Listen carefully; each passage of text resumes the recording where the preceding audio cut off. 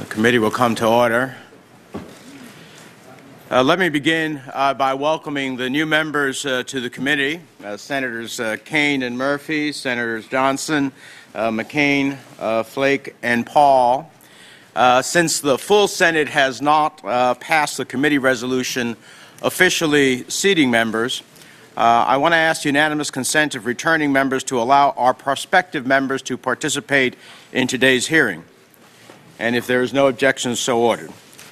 Madam Secretary, let me welcome you and thank you for honoring your commitment to come before the committee after the Administrative Review Board's findings. You said you would after the findings were completed.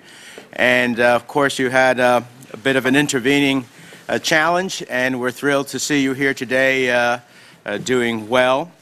And to take time out of your schedule in these final days to discuss the tragic events that occurred in Benghazi on September the 11th and the lessons we need to learn from that event to ensure that all American personnel are fully protected and our embassies fully secure wherever they are.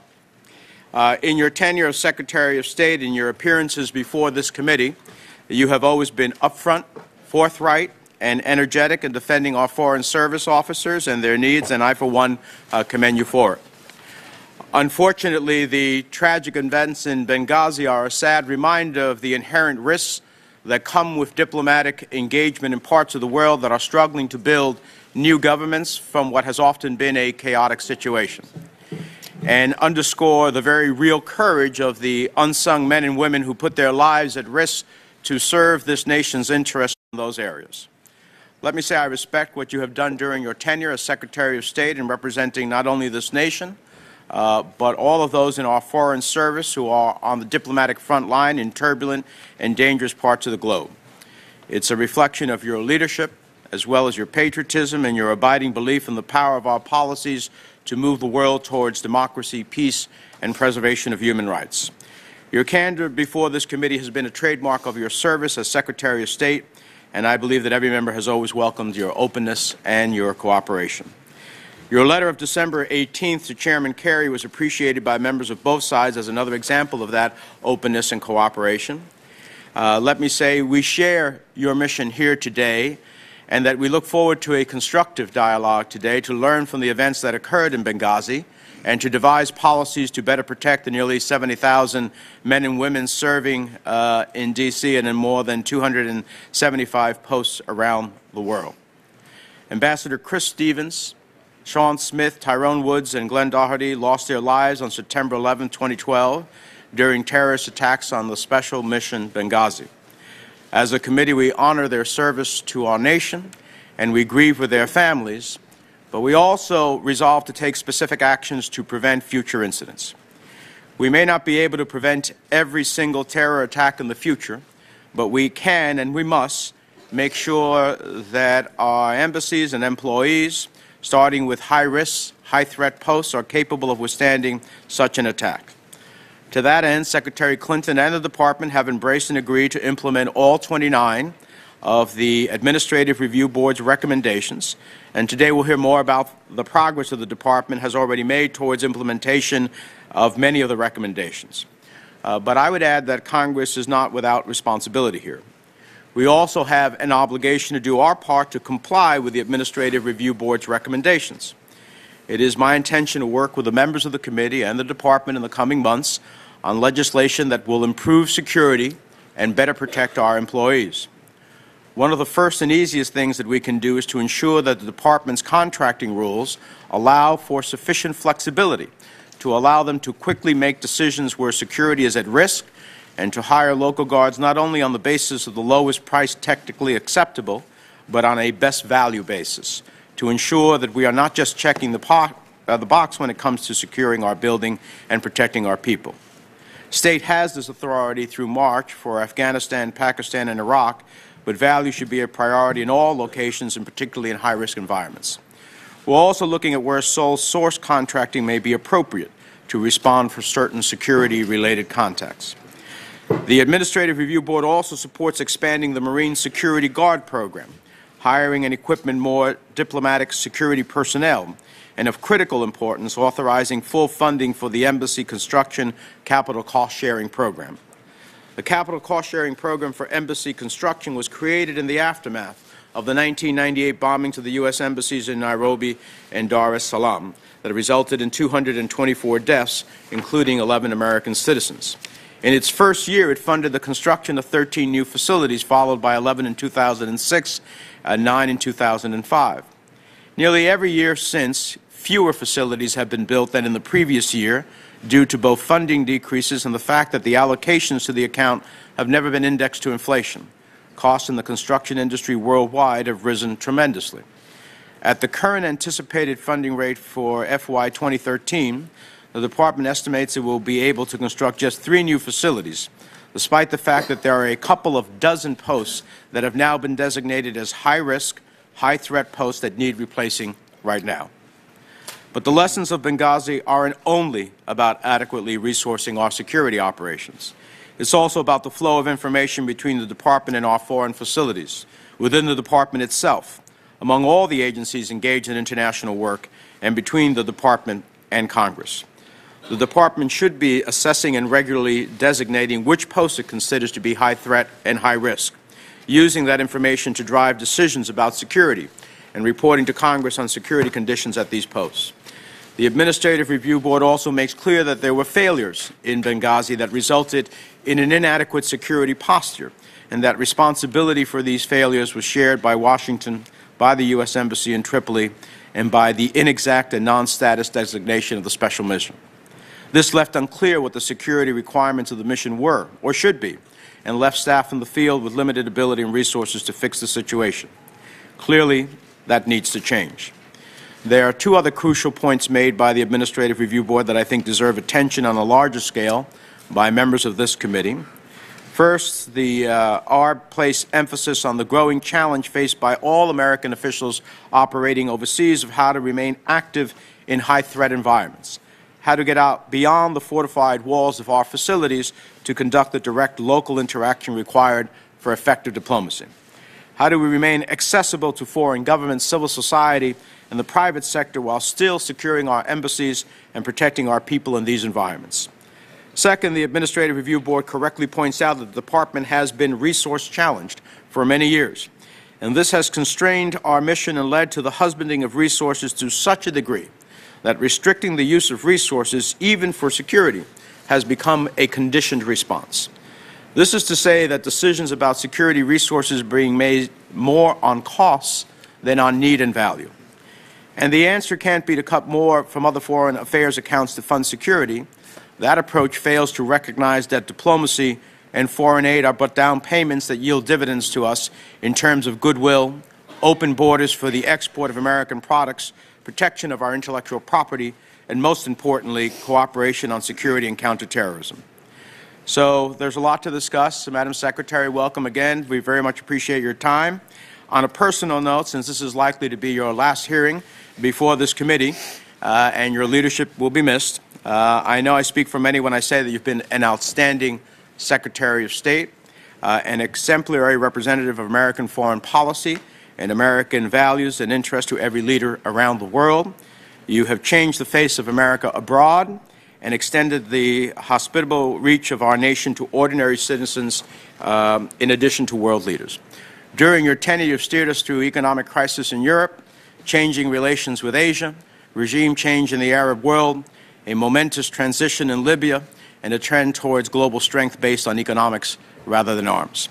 I personally appreciate the fact that you've used your office to aggressively implement sanctions against Iran.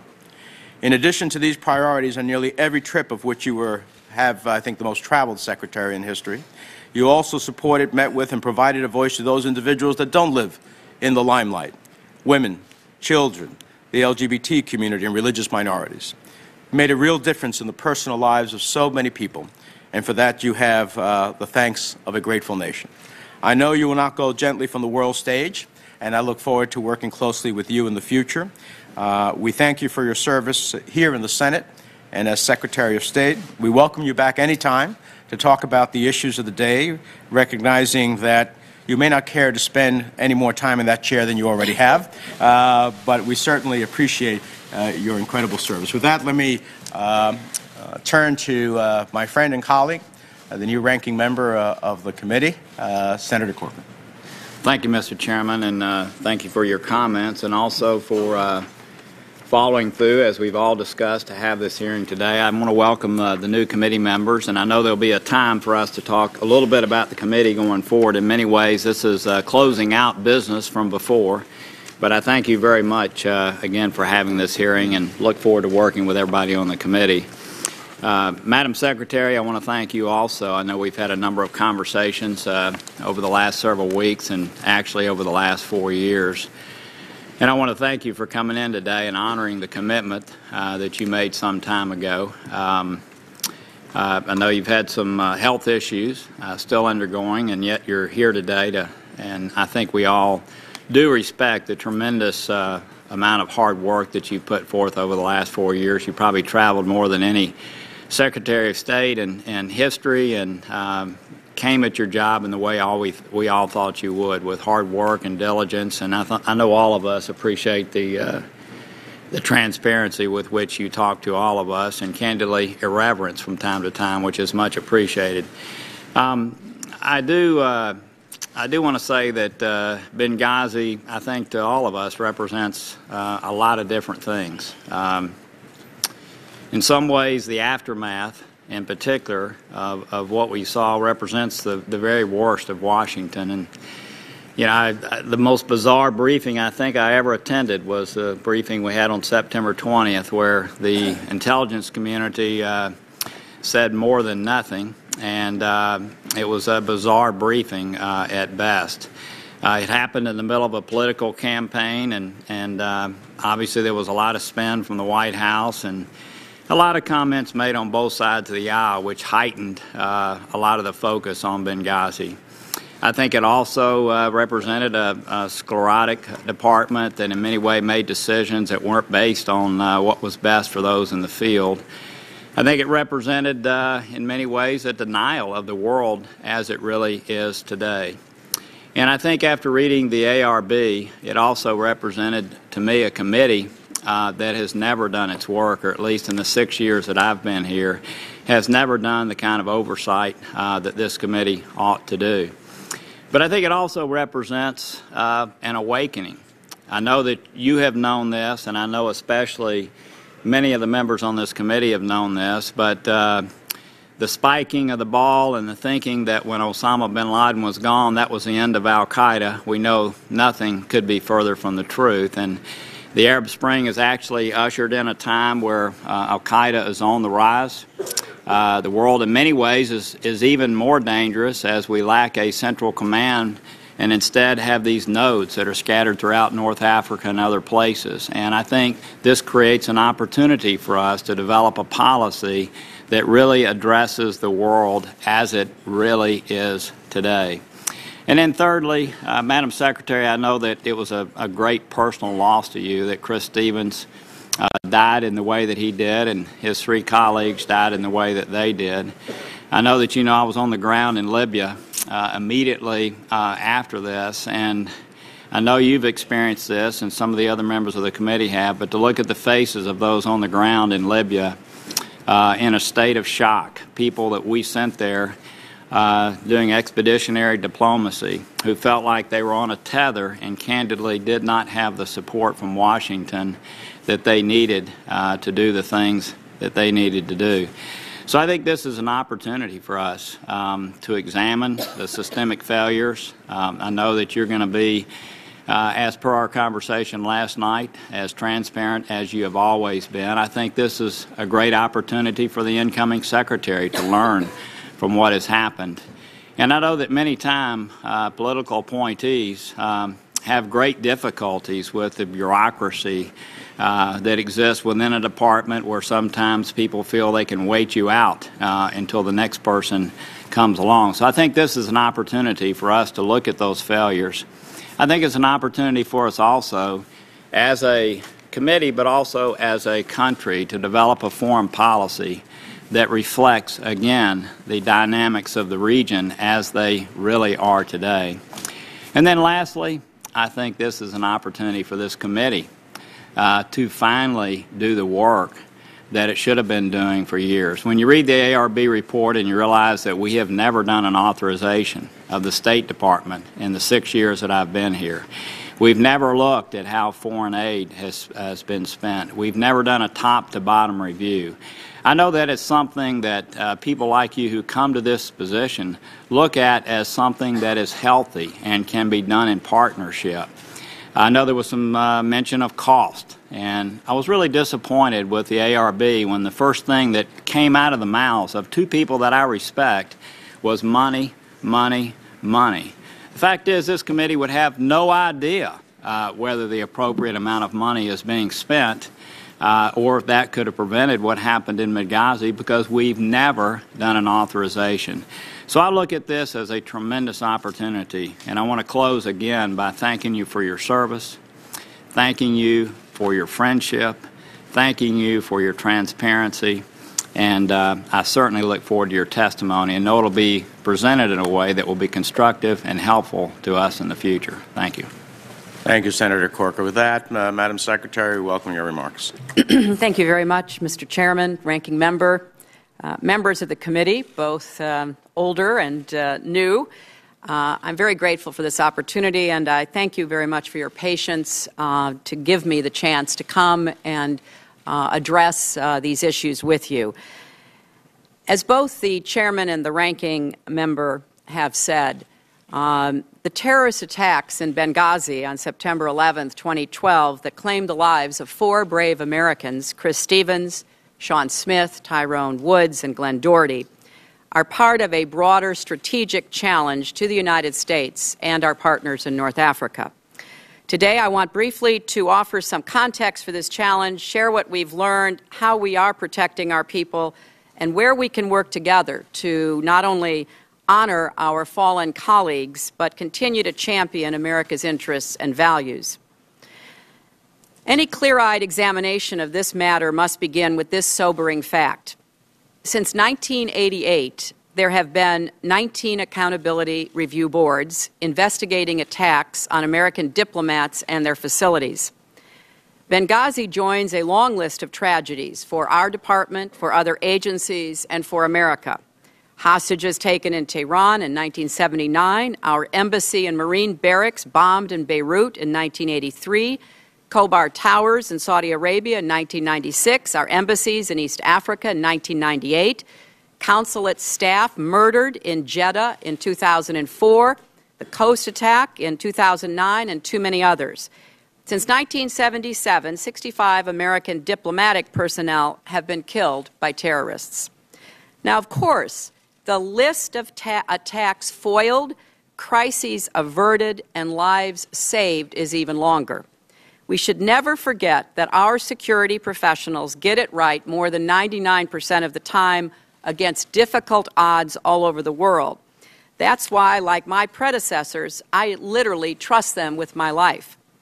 Let's also remember that administrations of both parties, in partnership with Congress, have made concerted and good faith efforts to learn from these attacks and deaths, to implement recommendations from the review boards, to seek the necessary resources, and to do better in protecting our people from what has become constantly evolving threats. That is the least that the men and women who serve our country deserve. It's what, again, we are doing now with your help. As Secretary, I have no higher priority and no greater responsibility. As I have said many times, I take responsibility, and nobody is more committed to getting this right. I am determined to leave the State Department and our country safer, stronger, and more secure. Now, taking responsibility meant moving quickly in those first uncertain hours and days to respond to the immediate crisis, but also to further protect our people and posts in high-threat areas across the region and the world. It meant launching an independent investigation to determine exactly what happened in Benghazi and to recommend steps for improvement, and it meant intensifying our efforts to combat terrorism and figure out effective ways to support the emerging democracies in North Africa and beyond. Let me share some of the lessons we've learned, the steps we've taken, and the work we continue to do. First, let's start on the night of September 11th itself and those difficult early days. I directed our response from the State Department, stayed in close contact with officials from across our government and the Libyan government. So I saw firsthand what Ambassador Pickering and former Chairman Mullen called timely and exceptional coordination. No delays in decision-making, no denials of support from Washington or from our military, and I want to echo the Review Board's praise for the valor and courage of our people on the ground, especially the security professionals in Benghazi and Tripoli. The Board said the response saved American lives in real time, and it did. The very next morning, I told the American people that heavily armed militants assaulted our compound, and I vowed to bring them to justice. And I stood with President Obama in the Rose Garden as he spoke of an act of terror. It's also important to recall that in that same period, we were seeing violent attacks on our embassies in Cairo, Sana'a, Tunis, Khartoum, as well as large protests outside many other posts where thousands of our diplomats serve. So I immediately ordered a review of our security posture around the world with particular scrutiny for high-threat posts. I asked the Department of Defense to join interagency security assessment teams and to dispatch hundreds of additional Marine security guards. I named the first Deputy Assistant Secretary of State for high-threat posts, so missions in dangerous places get the attention they need. And we reached out to Congress to help address physical vulnerabilities, including risk from fire, and to hire additional diplomatic security personnel. Second, even as we took these steps, I hurried to appoint the Accountability Review Board, led by Ambassador Pickering and Admiral Mullen, so we could more fully understand from objective, independent examination what went wrong and how to fix it. I have accepted every one of their recommendations.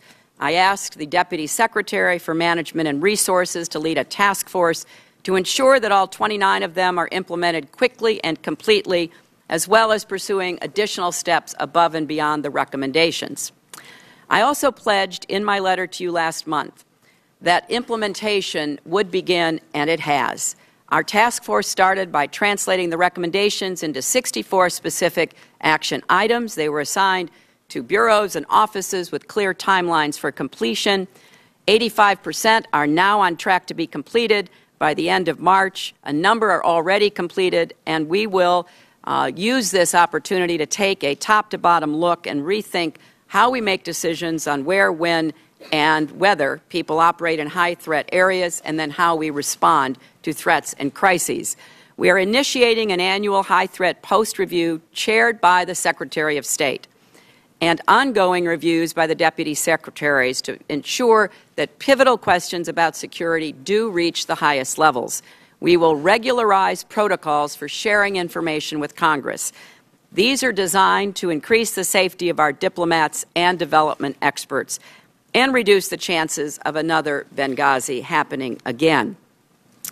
We've also been moving forward on a third front, addressing the broader strategic challenge in North Africa and the wider region, because after all, Benghazi did not happen in a vacuum.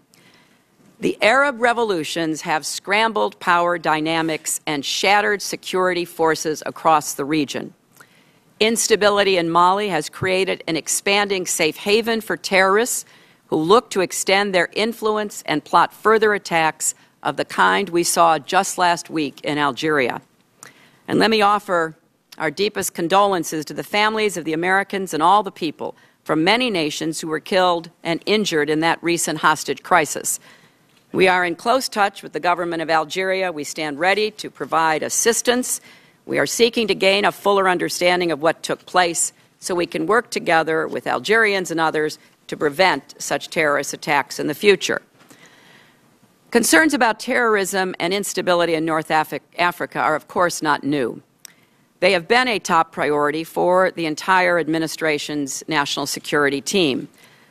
But we have been facing a rapidly changing threat environment, and we have had to keep working at ways to increase pressure on al-Qaeda in the Islamic Maghreb and the other terrorist groups in the region. In the first hours and days, I conferred with leaders, the President of Libya, foreign ministers of Tunisia and Morocco, and then I had a series of meetings at the United Nations General Assembly where there was a special meeting focused on Mali and the Sahel.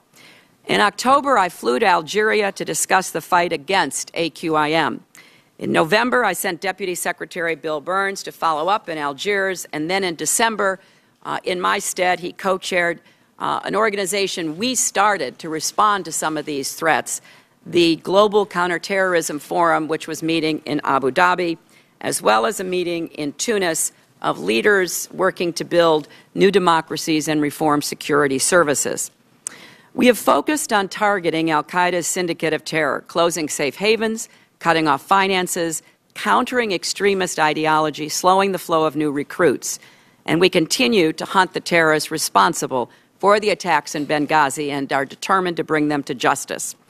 We are using our diplomatic and economic tools to support these emerging democracies and to strengthen security forces and help provide a path away from extremism.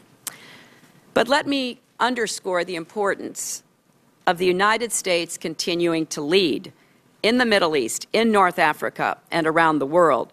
We've come a long way in the past 4 years, and we cannot afford to retreat now. When America is absent, especially from unstable environments, there are consequences. Extremism takes root, our interests suffer, our security at home is threatened. That's why I sent Chris Stevens to Benghazi in the first place. Nobody knew the dangers better than Chris. First during the revolution, then during the transition. A weak Libyan government, marauding militias, terrorist groups. A bomb exploded in the parking lot of his hotel, but he did not waver because he understood it was critical for America to be represented there at that time. Our men and women who serve overseas understand that we accept a level of risk to protect the country we love. And they represent the best traditions of a bold and generous nation. They cannot work in bunkers and do their jobs. So it is our responsibility to make sure they have the resources they need and to do everything we can to reduce the risks. For me, this is not just a matter of policy, it's personal. I stood next to President Obama as the Marines carried those flag-draped caskets off the plane at Andrews. I put my arms around the mothers and fathers, the sisters and brothers, the sons and daughters, and the wives left alone to raise their children. It has been one of the great honors of my life to lead the men and women of the State Department and USAID. Nearly 70,000 serving here in Washington, more than 270 posts around the world. They get up and go to work every day, often in difficult and dangerous circumstances, because they believe, as we believe, the United States is the most extraordinary force for peace and progress the world has ever known.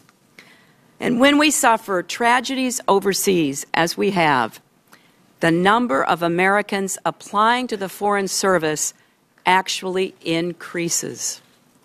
That tells us everything we need to know about what kind of patriots I'm talking about. They do ask what they can do for their country, and America is stronger for it. So today, after 4 years in this job, traveling nearly 1 million miles, visiting 112 countries, my faith in our country and our future is stronger than ever. Every time that blue and white airplane carrying the words United States of America touches down in some far-off capital, I feel again the honor it is to represent the world's indispensable nation. And I am confident that with your help, we will keep the United States safe, strong, and exceptional. So I want to thank this committee for your partnership and your support of diplomats and development experts. You know the importance of the work they do day in and day out. You know that America's values and vital national security interests are at stake. And I appreciate what Ranking Member Corker just said. It is absolutely critical that this committee and the State Department, with your new secretary and former chairman, work together to really understand and address the resources, support, and changes that are needed to face what are increasingly complex threats. I know you share my sense of responsibility and urgency, and while we may not agree on everything, let's stay focused on what really matters, protecting our people and the country we love. And thank you for the support you personally have given to me over the last 4 years. I now would be happy to take your questions. Thank you, Madam Secretary, for your statement. We have a full committee present, so in order to give each member an opportunity to ask questions in the time frame that we have the Secretary, I'm going to limit those questions to 5 minutes. And I'll start off with myself. Madam Secretary, we saw some late-night reporting on discussions about the fiscal location of Mission Benghazi. And I understand this information came from the production of documents by the Department, which we appreciate your cooperation in providing those documents.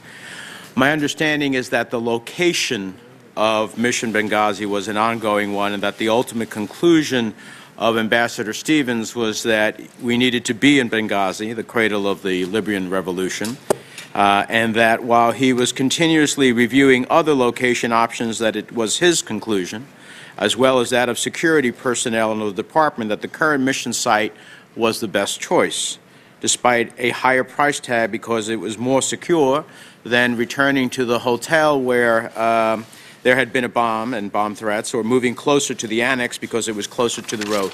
Can you give us your insights on the decision-making process regarding the location of the mission? And as part of that, can you also, in your response, you touched upon it in your opening statement, but what actions were you and your staff taking the night of September 11th and into September the 12th?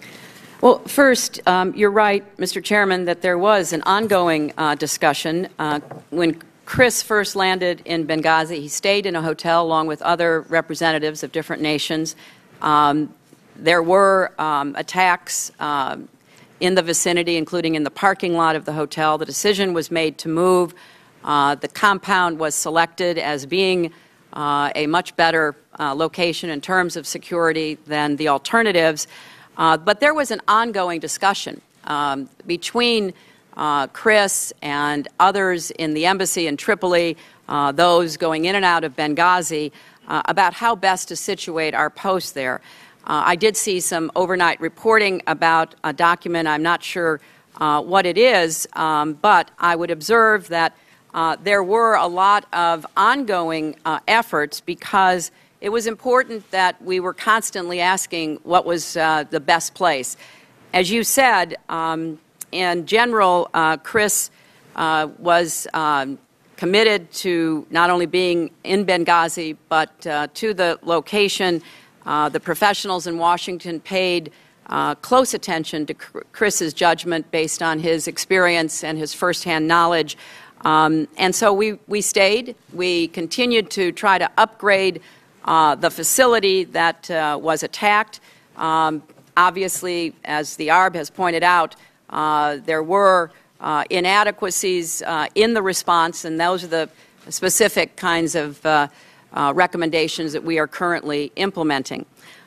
Regarding what I was doing on September 11th, I was at the State Department all day and late into the night. During most of the day, prior to getting notice of the attack on our compound in Benghazi, we were very focused on our embassy in Cairo. That was under assault by a group of protesters. We were assessing the security of our embassy, which is, as those of you who have been there, certainly well defensed, but there were crowds that were intent upon trying to scale the wall, and we were in close communication with our team in Cairo. I was notified of the attack shortly after 4 p.m. Over the following hours, we were in continuous meetings and conversations, both within the department, with our team in Tripoli, with the interagency, and internationally. I instructed our senior department officials and our diplomatic security personnel to consider every option to just break down the doors of the Libyan officials to get as much security support as we possibly could to coordinate with them. I spoke to the National Security Advisor, Tom Donilon, several times. I briefed him on developments. I sought all possible support from the White House, which they quickly provided. Tom was my first call. I spoke with our charge in Tripoli to get situation updates. I spoke with former CIA Director Petraeus to confer and coordinate, given the presence of his facility, which of course was not well known, but was something that we knew and wanted to make sure we were closely lashed up together. I talked with the then Libyan National Congress President to press him on greater support, not only in Benghazi, but also in Tripoli. I participated in a secure video conference of senior officials from the intelligence community, the White House, and DOD. We were going over every possible option, reviewing all that was available to us, any actions we could take. We were reaching out to everyone we could find to try to get an update about Ambassador Chris Stevens, also our information specialist, Sean Smith. So it was a constant, ongoing discussion and sets of meetings. I spoke with President Obama later in the evening to, bring him up to date, to hear his perspective. Obviously, we kept talking with everyone during the night. Early in the morning on the 12th, I spoke with General Dempsey, again with Tom Donilon. The two hardest calls that I made were obviously to the families of Ambassador Stevens and Sean Smith. And they, I have to say, were extraordinary in their responses and their understanding of the pride we had in both men and gratitude we had for their service. I would also just quickly add, Mr. Chairman, that while this was going on and we were trying to understand it, get on top of it, we were continuing to face protests, demonstrations, violence across the region and as far as India and Indonesia. There were so many protests happening, and thousands of people were putting our facilities at risk. So we were certainly very determined to do whatever we could about Benghazi. We were relieved when we finally got the last of the Americans out of Benghazi, but then we were turning around dealing with the very serious threats facing so many of our other facilities. Thank you very much. My time has expired. Senator Corker. Thank you, Mr. Chairman. Madam Secretary, I agree with you. When people go into the field to do the things they do it knowing of the risk. And I agree with you. One of the untold stories here is the heroic nature of many in Libya and what they did to save lives. I met several of the JSOC folks and others that risked their lives saving others. But I also have to say, in reading all the cables and that many of us have done, there were systemic deficiencies, and I know you know that. And I'd like for you to just speak to that for a moment. To my knowledge, no one has been held accountable. Our staff had a meeting with one of the State Department officials, and I hate to use this word again, but it was nothing short of bizarre as they talked about the communications.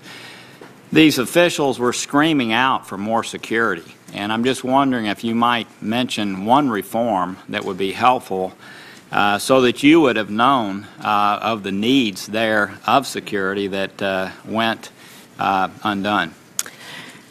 Well, obviously I have thought about this almost constantly since that date, Senator, because, I do feel responsible. I feel responsible for the nearly 70,000 people who work for the State Department. I take it very seriously.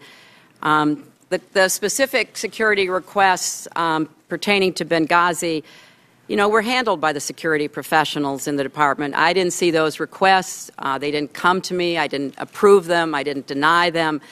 That's obviously one of the findings that Ambassador Pickering and Admiral Mullen made, that, these requests don't ordinarily come to the Secretary of State. But if we could, I know I respect you tremendously, but we have a short amount of time. They did come in to folks. That's right. We did have SST people on the ground at no cost to the State Department. They were asked to be extended by the ambassador. Someone at the State Department turned that down. They were at no charge, 16 officers. So I just wonder what has happened inside to make sure that never happens again. Well, several things. Not only are we on the path to implement all of the ARB recommendations, but we've gone beyond that. We did immediately do this high threat assessment using DOD assets as well as our own. That had never been done before. We have asked the Congress to help us reallocate funds. The Senate has given us that authority. We don't yet have it from the House, so that we can get more Marine Guards, we can get more diplomatic security guards, we can try to put more money into the maintenance, the upgrades, construction that's needed. I created the first ever, it sounds like it should have been done years ago, but first ever Deputy Assistant Secretary for High Threats. I'm also recommending that there be a regular process that includes the Secretary and the deputies in these decisions, because nobody wants to sit where I am and, you know, have to think now about what coulda, shoulda, woulda happened in order to avoid this. Now, as I said, we've had 19 ARBs. Only 2 have ever been unclassified. The one coming out of the East Africa bombings, where there was full transparency, there was a set of recommendations, many of which have been implemented along with recommendations from other ARBs, but this committee never had a public hearing about the 17 other ARBs because they were classified.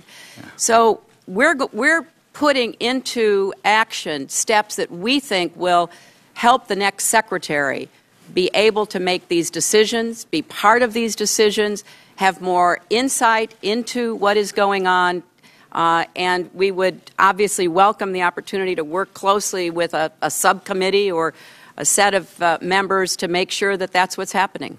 Well, thank you. I will, just many 19 or 17 have been done. I will say none of them have ever been fully implemented. And, Senator, that's not accurate, because I heard you say that when Bill Burns and Tom Nides were here, and it shocked me. So we went back, we did a full and thorough investigation. The vast majority have been implemented, and we will give you a report to that effect, because that's the kind of, to go back to your point, Senator, if there were an authorization process, that's the kind of information that would be shared. And I see my former compatriot on the Armed Services Committee. There is always an Armed Services authorization, and there needs always to be a Foreign Relations Committee authorization. It's my sense, my last question, it's my sense that as a nation, we were woefully unprepared for what happened in Northern Africa in general. I think you share that view, and I just wonder, I know you've made some opening comments regarding us leading in that area, but it seems to me that Benghazi symbolizes just the woeful unpreparedness that our nation had as it relates to issues in North Africa, and I hope you'll address that as you move ahead. Well, Senator, let me just briefly address what is, I think, one of the key issues for this committee, for the administration, for our country. When I was here 4 years ago testifying for my confirmation, I don't think anybody thought that Mubarak would be gone, Gaddafi would be gone, Ben Ali would be gone, that we would have such revolutionary change in this region. There were hints of it. Several of us, said the institutions were sinking in the sand, as I said in Doha shortly before Tahrir Square. So there was some feeling out there, but I don't think any of us predicted this, least of all the people in these countries who then were given a chance to chart their own futures. This is a great opportunity as well as a serious threat to our country. I hope we seize the opportunity. It's not going to be easy, because these new countries have no experience with democracy. They don't have any real experience among the leaders in running countries, in doing security. So, yes, we now face a spreading jihadist threat. We have driven a lot of the AQ operatives out of the Fatah, out of Afghanistan, Pakistan, killed a lot of them, including, of course, bin Laden. But we have to recognize this is a global movement. We can kill leaders, but until we help establish strong democratic institutions, until we do a better job communicating our values and building relationships, we're going to be faced with this level of instability. And I do have a lot of thoughts about what more we can and should do given this new reality we face. Thank you again. Senator Boxer. Thank you very much. Madam Secretary, you have represented our country with tremendous strength and poise. You've won us friends, but you've always spoken out forcefully where required. I want to thank you because this is maybe the last time you come before us as Secretary here. I want to thank you for your advocacy in behalf of women around the globe. You will be sorely missed, but I, for one, hope not for too long. As you have said, you are heartbroken by those losses in Benghazi. We saw it in your face many times today as well. You were heartbroken personally and professionally. But rather than pointing to others for their deficiencies, you stepped up and you convened an accountability review board to look into this attack in detail, and you asked them to tell it the way they saw it. And I want to give you my take on that board. I want to go to something Senator Corker said, which I agreed with. The first report we got from the intelligence community about a week or so after was very confusing. It was not helpful to us. All of us, I think, felt that way. But I want to speak for myself. The difference between that meeting and the meeting we had with those co-chairs, which was also a classified briefing, couldn't have been more different. They were so impressive, they were thorough, they were strong. They did call it the way they saw it, the way you wanted them to do. And I am grateful that you have unequivocally committed to ensuring that their recommendations are implemented to the fullest extent. And this brings me to a question. As we all know, the House of Representatives urged and voted for a cut of $300 million for embassy security. Now, maybe it's irrelevant for some here, but I have a message. It does cost money to pay for embassy security, or police on the beat, or military personnel, or police here at the Capitol that protect us, which we're very grateful for and we pay for.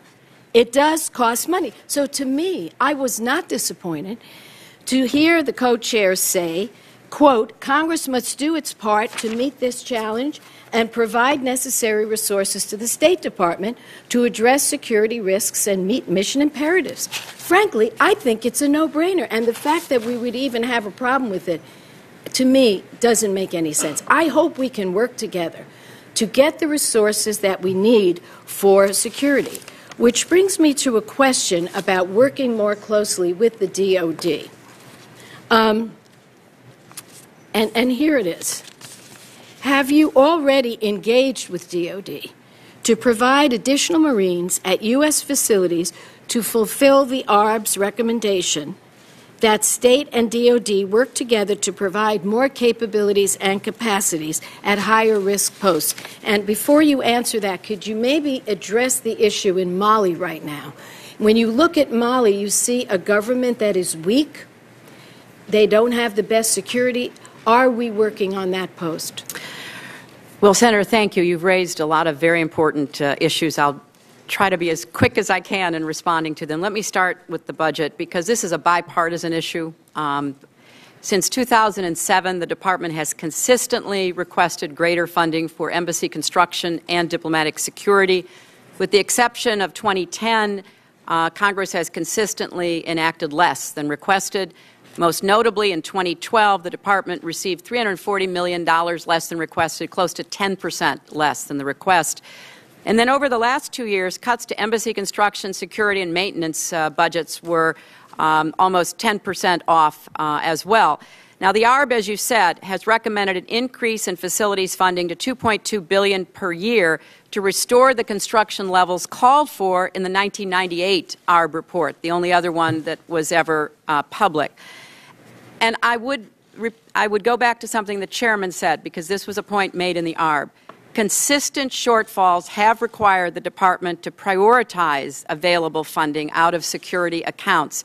And I will be the first to say that the prioritization process was at times imperfect, but as the ARB said, the funds provided were inadequate. So we need to work together to overcome that. We are asking for funding for more Marine security guards, for refilling the capital account so that we can begin to do the kind of upgrades and construction that's needed. Deputy Secretary Nides briefed House and Senate appropriations and authorizing staff. We've sent letters to the House and Senate leadership to ask for transfer authority language, not new money right now, but transfer authority language. The Senate was good enough to put it into the Senate version of the Sandy supplemental. It did not get into the House side, so we're still looking for the House to act. With respect to Mali, Senator, there was a country that had been making progress on its democracy. Unfortunately, it suffered a military coup by low-ranking military officers, which threw it into a state of instability. With the Tuaregs, who, as you know, some groups of, as well as other groups, had been in the employ of Gaddafi for years. He used them as mercenaries. With his fall, they came out of Libya, bringing huge amounts of weapons from the enormous stores of weapons that Gaddafi had, that insurgents liberated, as well as others. And they came into northern Mali. At the same time, there was a move by al-Qaeda in the Maghreb to establish a base in northern Mali. We have been working to try to upgrade security around northern Mali among a number of the countries. Algeria is the only one with any real ability to do that. Most of these countries don't have the capacity to do that. We are now trying to help put together an African force from ECOWAS so that African soldiers will be in the front of this fight. The Malians asked the French to come in. Obviously, France is one of our oldest allies. We are trying to provide support to them. But this is going to be a very serious ongoing threat. Because if you look at the size of northern Mali, if you look at the topography, it's not only desert, it's caves. Sounds reminiscent. We are in for a struggle, but it is a necessary struggle. We cannot permit northern Mali to become a safe haven. People say to me all the time, well, AQIM hasn't attacked the United States. Well, before 9/11/2001, we hadn't been attacked on our homeland since, I guess, the War of 1812 and Pearl Harbor. So you can't say, well, because they haven't done something, they're not going to do it. This is not only a terrorist syndicate, it is a criminal enterprise. So make no mistake about it, we've got to have a better strategy. And I would hope we'd have not only a strategy that understands, making it possible for these governments to defend themselves better, for people to understand and agree with us that these terrorists are not in any way representative of their values, but that we can bolster democracy and try to give these Arab revolutions a real chance to succeed. Thank you. Senator Risch. Madam Secretary, thank you for your service, and thank you for the kindness you've shown this committee over the time you've been there. I particularly appreciate you facilitating the meetings with us at the State Department with yourself when we've had issues. Moving to the issues at hand, this morning the national media is reporting that some of the, or a number of the attackers in Algeria are people who participated in the attack in Benghazi. Can you confirm that for us this morning? Senator, I cannot confirm it. I can give you the background that I was able to obtain.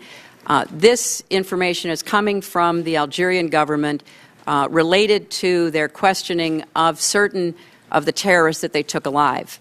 We don't have any way to confirm it as yet, but I can certainly assure you we will do everything we can to determine that. You may know that Director Mueller was just in the region meeting with leaders. He's very well aware that we have to track every one of these connections, and this will be a new thread that will be followed. I appreciate that. Only one person has been arrested regarding the attack on Benghazi and was then released. Can you tell us whether he was one of the people that participated in the Algerian attack? We have no information to that effect. I think you're referring to the Tunisian Harzi who appeared in a Tunisian court. Upon his release, I called the Tunisian Prime Minister. A few days later, Director Mueller met with the Tunisian Prime Minister.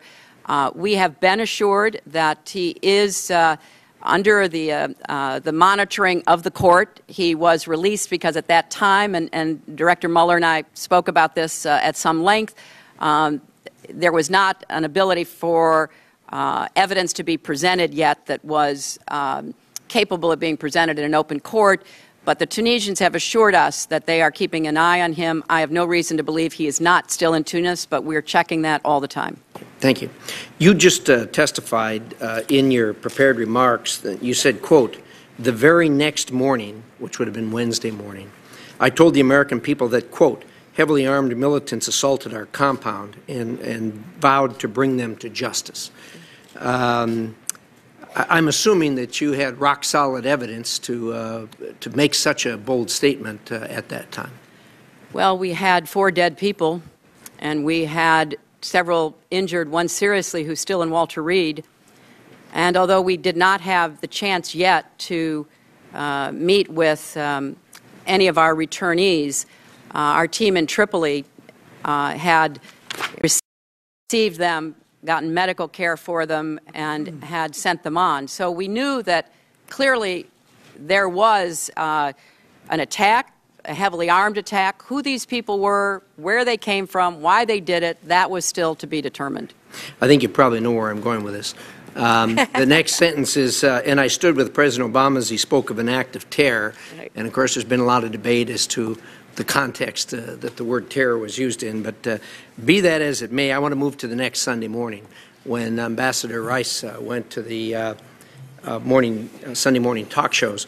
And I think we all realize this happened at a politically charged time here in the country as we approached an election. Notwithstanding that, the American people are still entitled to be told the truth about these. Did you select Ambassador Rice to deliver the message to the American people? No, I did not, Senator, and let me take this opportunity to address this, because obviously, even though I haven't had a chance to testify, I certainly have seen the resulting debate and concerns about this. You're right. It was a terrorist attack. I called it an attack by heavily armed militants. Well done. And, you know, that is clearly what happened. We know that. But second, the harder question is, what caused it, and that we didn't know. We didn't know who the attackers were, what their motives were. Third, as the ARB makes clear after their months of research, the picture remains still somewhat complicated. And I say that because in the unclassified ARB, it is, I quote, "Key questions surrounding the identity, actions, and motivations of the perpetrators remain to be determined." I recommend that all members and staff read the classified version of the ARB, which goes into greater detail. I obviously can't speak to it, but it does go into greater detail because there were a variety of potential causes and triggers for this attack. There's evidence that the attacks were deliberate, opportunistic, and pre-coordinated, but not necessarily indicative of extensive planning. And fourth, Senator, I would say that I personally was not focused on talking points. I was focused on keeping our people safe because, as I said, I have a very serious threat environment in Yemen. It turned out we had people getting over that wall in Cairo doing damage until we got them out. We had a serious threat against our embassy in Tunis. I had to call the president of Tunisia and beg him to send reinforcements, which he did, to finally save our embassy, which could have been a disastrous. They burned and trashed our school. So I was pretty occupied about keeping our people safe, doing what needed to be done in the follow-up to Benghazi. I really don't think anybody in the administration was really focused on that so much as trying to figure out, what we should be doing. And, I wasn't involved in the talking points process. As I understand it, as I've been told, it was a typical interagency process where staff, including from the State Department, all participated to try to come up with whatever was going to be made publicly available. And it was an intelligence product, and it's my understanding that the intelligence community is working with appropriate committees to kind of explain the whole process. Well, thank you. I have some follow-up questions to that, but my time is up. But I gather you still stand by the statement you made less than 24 hours that heavily armed militants assaulted our compound and that you vowed to bring them to justice. You still stand by that? Absolutely. Thank you. Senator Cardin. Thank you, Mr. Chairman. Secretary Clinton, first, congratulations, and thank you for your extraordinary service to our country during these past 4 years as Secretary of State. I believe the world is safer today because America is better understood around the world. And you have been instrumental in integrating diplomacy in our national security agenda. And I thank you for that, because I do think it has paid off in heavy dividends for the American people. I particularly want to acknowledge your leadership in advancing basic rights. Senator Boxer already acknowledged the gender equity issues that you have taken international leadership on. I also want to thank you for your help in dealing with corruption, particularly with transparency in the extractive industries and the progress that we've made in that regard. Benghazi was a tragedy. We've all acknowledged that, the loss of American life. And we've also acknowledged the bravery of those people on the ground. They did extraordinary service and saved lives, and that's what they're trained to do, and we want to make sure that we acknowledge that. Also, let me just point out that you have been very open with the committee. We had a hearing on December 20th with your deputies, and they provided all the information, and you're here today, and we thank you very much for that. I want to follow up on one area of Northern Africa. You point out the risk factors that we currently have in Northern Africa. Algeria is a reminder of the global security concerns. We do not know, as Senator Risch pointed out, the individuals who may have been involved in Libya may have been involved in Algeria. We don't know that, but we do know there's reports from the United Nations and others that weapons have gotten from Libya into Algeria, which points out our need as we look at transitions occurring in that region. Syria, Assad's not going to be there, we think, much longer. There's lots of weapons in Syria. Do we have a strategy to make sure that as we go through transition in countries that their weapons are, we're mindful that these weapons could end up harming U.S. interest, and it needs to be part of our strategy to make sure as we support alternative governments and the rebels that there is a strong priority in protecting the source of these weapons not ending up harming Americans or harming our interests. Well, Senator, you're absolutely right. One of the reasons that we and other government agencies were present in Benghazi is exactly that. We had a concerted effort to try to track down and find and recover as many man-pads and other very dangerous weapons as possible. Libya was awash in weapons before the revolution. Obviously, there were additional weapons introduced, but the vast, vast majority came out of Gaddafi warehouses and were, as they were saying, liberated and then went on the black market, were seized by militias, seized by other groups, and have made their way out of Libya into other countries in the region, and have made their way to Syria, we believe. It is a red line for this administration with respect to Syria concerning the use of chemical weapons. Syria, as you probably know, in addition to having the fourth largest army before this revolution, has a very significant supply of chemical and biological weapons.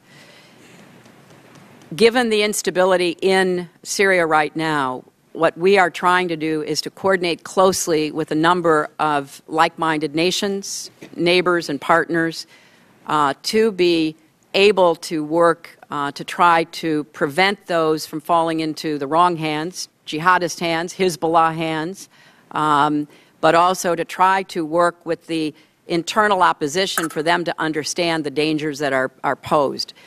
So this Pandora's box, if you will, of weapons coming out of these countries in the Middle East and North Africa is the source of one of our biggest threats. There's no doubt that the Algerian terrorists had weapons from Libya. There's no doubt that the Malian remnants of AQIM have weapons from Libya. So we just have to do a much better job. The final thing I would say about this is, you know, AFRICOM was stood up about 10 years ago. I think a lot of people at the time wondered, why would we have another command in the world and why in Africa? I now think we need to pay much more attention to AFRICOM, to its capacity inside Africa. It's based in Stuttgart, Germany, for all kinds of complicated logistical and political reasons. Carter Ham has been a very dedicated leader of AFRICOM during his time there, but we're going to see more and more demands on AFRICOM, and I think that's something else that the Senate and the House are going to have to address. Thank you, Madam Secretary. Senator Rubio. Thank you. Madam Secretary, I know we all wish that this had never happened, so this hearing would never have had to happen, but it's good. We're glad to see you here and wish you all the best. And secondarily, I want to share the sentiments of my other colleagues of tremendous respect for the hard work and service that you've put in on behalf of our country, both as a member of this chamber and then obviously now in the role that you have. One of the things that I'm most interested in exploring with you today a little bit is how information flows within the State Department, and in particular in hindsight, looking forward, how we can prevent some of this happening. And so I was curious about a number of things. First of all, were you ever asked to participate in any sort of internal or interagency meeting before this attack with regard to the deteriorating security situation in Libya? Well, Senator, you know, again, I appreciate your kind words, you know, and I reiterate my taking responsibility. And as I have already said, with specific security requests, they didn't come to me. I had no knowledge of them.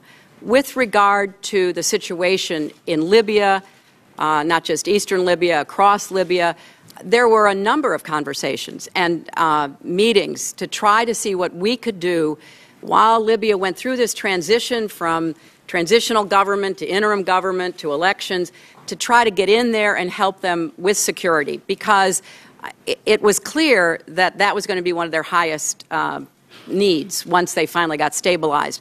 So, you know, there were a number of meetings, and I personally, you know, I went to Libya in October of 2011. I spoke with the then leadership. I met with them in international settings. We sent teams out, both civilian and military experts, to try to help them. Until recently, while they were going through their transitions, it was a very difficult conversation because they didn't have, you know, the authority they thought. But now we're beginning, and we have a long list of ways that we're trying to help improve security in Libya. For example, the October 2011 meeting, at that meeting, did this issue come up with regards to the inability of the Libyan government to protect our diplomatic institutions? Did that issue come up at all in that conversation? Well, we obviously talked a great deal about the deteriorating threat environment in Libya. One of the reasons we had our own people on the ground and why we were looking to try to figure out how to better protect Benghazi and how to have understandings with those in the annex is because it's a host country responsibility, but you know, they were not in a position to do what we would expect from an organized country. But they did have the militias, and the February 17th Brigade had proven to be responsive in the past, prior to 9/11. Other militias in Tripoli had proven to be responsive. You know, when I landed in Tripoli, I was met by the Zintan militia. That was the the welcome I had. All these guys dressed completely in black, holding their automatic weapons. That was my welcoming party. So we knew that we were piecing together what a host nation was not yet able to do. Right. And then there was another meeting on March 2012. So just to be clear, in October 2011, then again in March of 2012, I believe that was here with the Prime Minister. And neither one of these meetings was there a specific conversation between you and them with regards to concerns that we had, that not just the deteriorating security situation, but the inability of them as a host country to meet their obligations to provide security. Of course. Of course. There was a conversation. Oh, absolutely. I mean, this was a constant conversation, Senator. And what I found with the Libyans was willingness, but not capacity. You know, in Tunisia, as I told you, they had capacity, but I had to call and just tell them we had to get that capacity out there because, you know, they're still trying to figure out how to be a state without being a security state. With Cairo, we had to call and tell the Egyptians, get your people out there. So with Libya, it was different. The Libyans were very responsive, very willing, but no levers to pull. And what we've been trying to do, and, you know, we need your help to help us pay for what we're trying to do. We are trying to help them build a decent security force to try to rein in the militias as best they can. So this was a constant conversation. Before the attack in Benghazi, what had we done specifically to help them build their security capacities? Well, there's a long list, and I'll be happy to provide that to you because it is filled with, you know, training, with equipment, with the kind of planning that they had not done before, and I'd be happy to send you the detail on that, Senator. Senator Casey.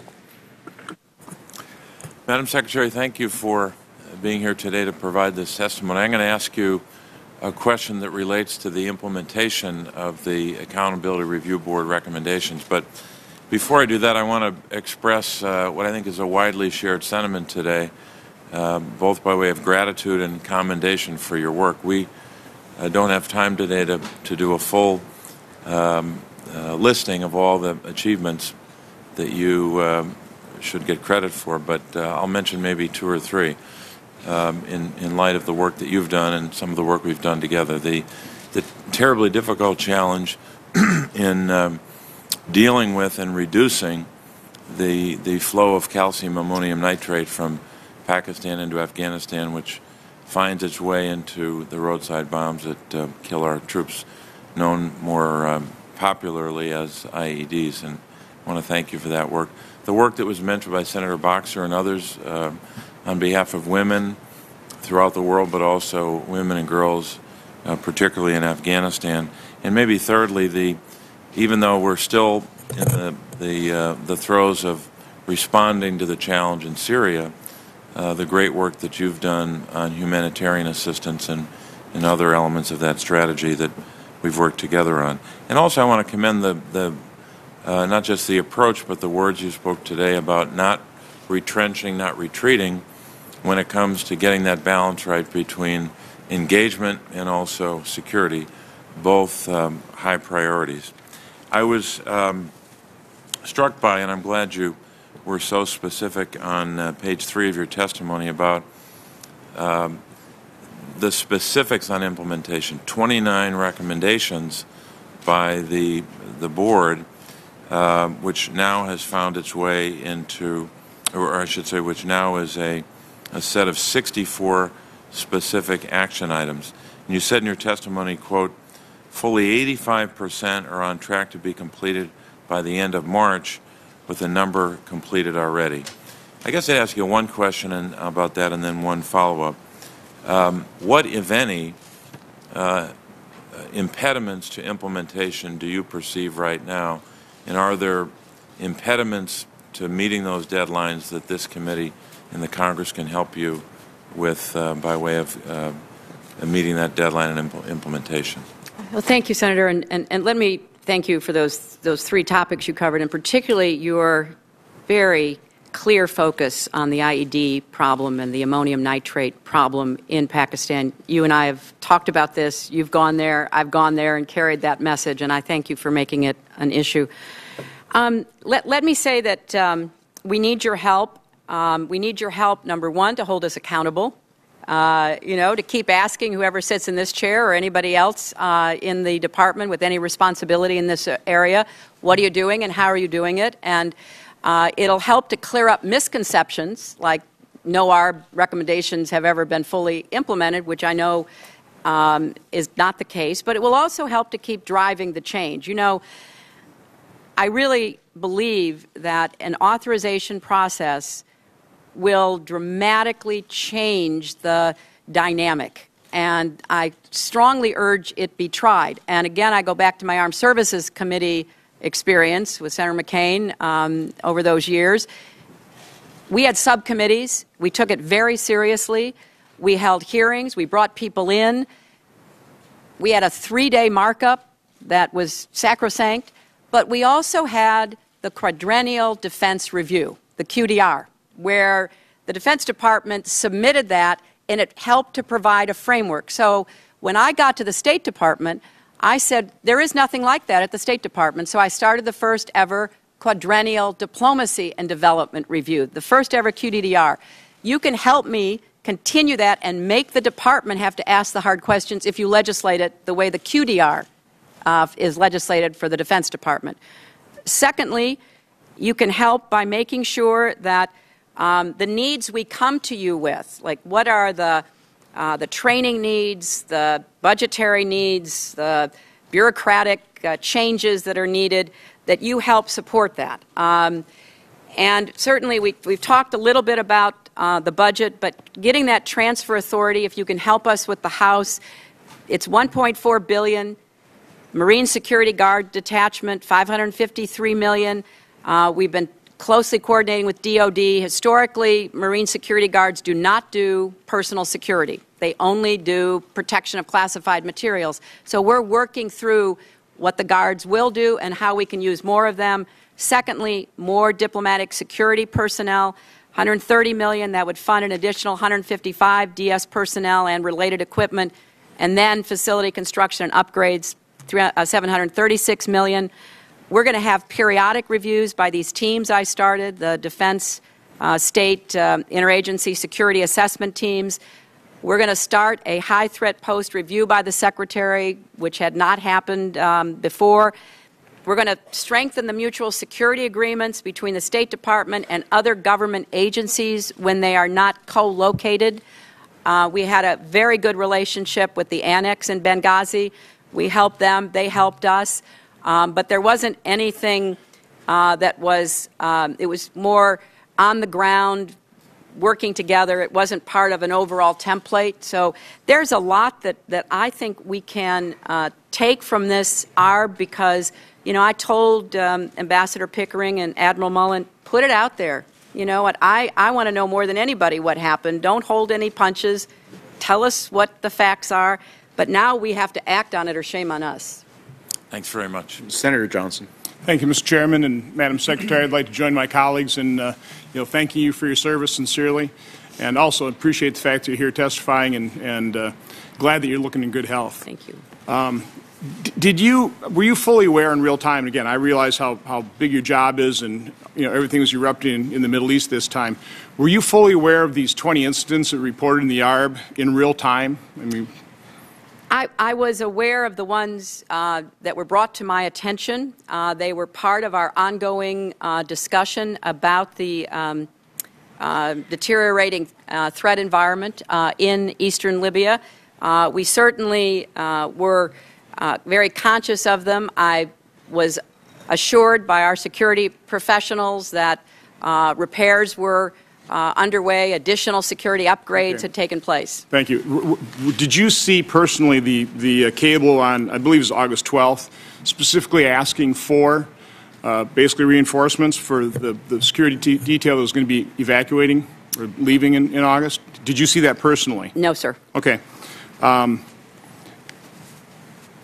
When you read the ARB, it strikes me as how certain the people were that the attack started at 9:40 Benghazi time. When was the first time you spoke to, or have you ever spoken to the returnees, the evacuees? Did you personally speak to those folks? I've spoken to one of them, but waited until after the ARB had done its investigation because I did not want there to be anybody raising any issue that I had spoken to anyone before the ARB conducted its investigation. How many people were evacuated from Libya? Well, the numbers are a little bit hard to pin down because of our other friends, approximately 25 to 30. Did anybody in the State Department talk to those folks very shortly afterwards? There was discussion going on afterwards, but once the investigation started, the FBI spoke to them before we spoke to them. And so other than our people in Tripoli, which I think you're talking about Washington, right? Yeah, the point I'm making is a very simple phone call to these individuals I think would have ascertained immediately that there was no protest prior to this. I mean, this attack started at 9:40 p.m. Benghazi time, and it was an assault. And I appreciate the fact that you called it an assault. But, I mean, I'm going back to then Ambassador Rice, 5 days later, going to the Sunday shows and what I would say purposefully misleading the American public. Well, why wasn't that known? And again, I appreciate the fact of the transparency of this hearing, but why weren't we transparent at that point in time? Well, first of all, Senator, I would say that once the assault happened and once we got our people rescued and out, our most immediate concern was, number one, taking care of their injuries. As I said, I still have a DS agent at Walter Reed seriously injured. Getting them into Frankfurt, Ramstein to get taken care of. The FBI going over immediately to start talking to them. We did not think it was appropriate for us to talk to them before the FBI conducted their interviews. So, and we did not, I think this is accurate, sir, I certainly did not know of any reports that contradicted the IC talking points at the time that Ambassador Rice went on the TV shows. And, you know, I just want to say that, you know, people have accused Ambassador Rice and the administration of, you know, misleading Americans. I can say, trying to be in the middle of this and understanding what was going on, nothing could be further from the truth. Was information developing? Was the situation fluid? Would we reach conclusions later that weren't reached initially? And I appreciate the... Madam Secretary, do you disagree with me that a simple phone call to those evacuees to determine what happened wouldn't have ascertained immediately that there was no protest? I mean, that was a piece of information that could have been easily obtained. Well, but Senator, within hours, if not days. Senator, you know, when you're in these positions, the last thing you want to do is interfere with any other process going on. I realize that's a good excuse. Number two, well, no, it's the fact. Number two, I would recommend highly you read both what the ARB said about it and the classified ARB, because even today there are questions being raised. Now, we have no doubt they were terrorists, they were militants, they attacked us, they killed our people. But what was going on and why they were doing what they were doing No. Again, we were misled that there were supposedly protests and then something sprang out of that, an assault sprang out of that. And that was easily ascertained that was not the fact. And the American people could have known that within days, and they didn't know that. With all due respect, the fact is we had 4 dead Americans. Was it because of a protest, or was it because of guys out for a walk one night who decided they'd go kill some Americans? What difference at this point does it make? It is our job to figure out what happened and do everything we can to prevent it from ever happening again, Senator. Now, honestly, I will do my best to answer your questions about this, but the fact is that people were trying in real time to get to the best information. The IC has a process, I understand, going with the other committees to explain how these talking points came out. But you know, to be clear, it is, from my perspective, less important today, looking backwards, as to why these militants decided they did it, than to find them and bring them to justice. And then maybe we'll figure out what was going on in the meantime. Okay, thank you, Madam Secretary. Senator Shaheen. Thank you very much, Secretary Clinton. I want to echo the praise from my colleagues for your extraordinary service. And I want to thank you for your leadership on Benghazi, for taking responsibility for what happened there, for initiating an investigation so we would understand what happened, for moving forward to address threats in other high-risk areas, and for all of your efforts to implement the recommendations of the Accountability Review Board report. Thank you. That's the kind of leadership we want to see across our government. I want to first go back to what I thought you said about still looking for the funding to be transferred, the $1.3 billion? $4 billion from the OCO account to address the security threats not just in Libya but around the world. And do I understand that we still have not had that money transferred, and so that means that the $553 million for Marine security guards, the $130 million for diplomatic security, the $691 million for security installations, that is all on hold, and so we can't move forward until that has been approved by the House? Well, now we have to start over because it was in the Senate version of Sandy.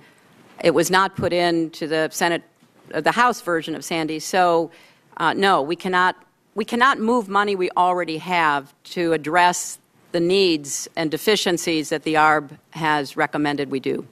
Well, I would just echo the comments that have been made already by this committee and by you that this is action that we need to get moving on immediately because we still have people at risk around the world and we need to take the action that's going to ensure their security. So I would certainly urge the chairman and the ranking member to move the committee to do everything we can to make this happen. I want to go back to something that Secretary Nye said at the hearing on December 20th, because I asked him about the cooperation between the Department of Defense and State and what the situation was on the ground before the Benghazi attack in terms of the placement of our military in the region. He talked about the unprecedented cooperation between state and defense in response to Benghazi. But I wonder if you could talk about how we ensure that this is a standard way of doing business and that we're acting in cooperation when we're looking at the threats facing us, particularly as we look at what's happening in northern Africa and across the Middle East.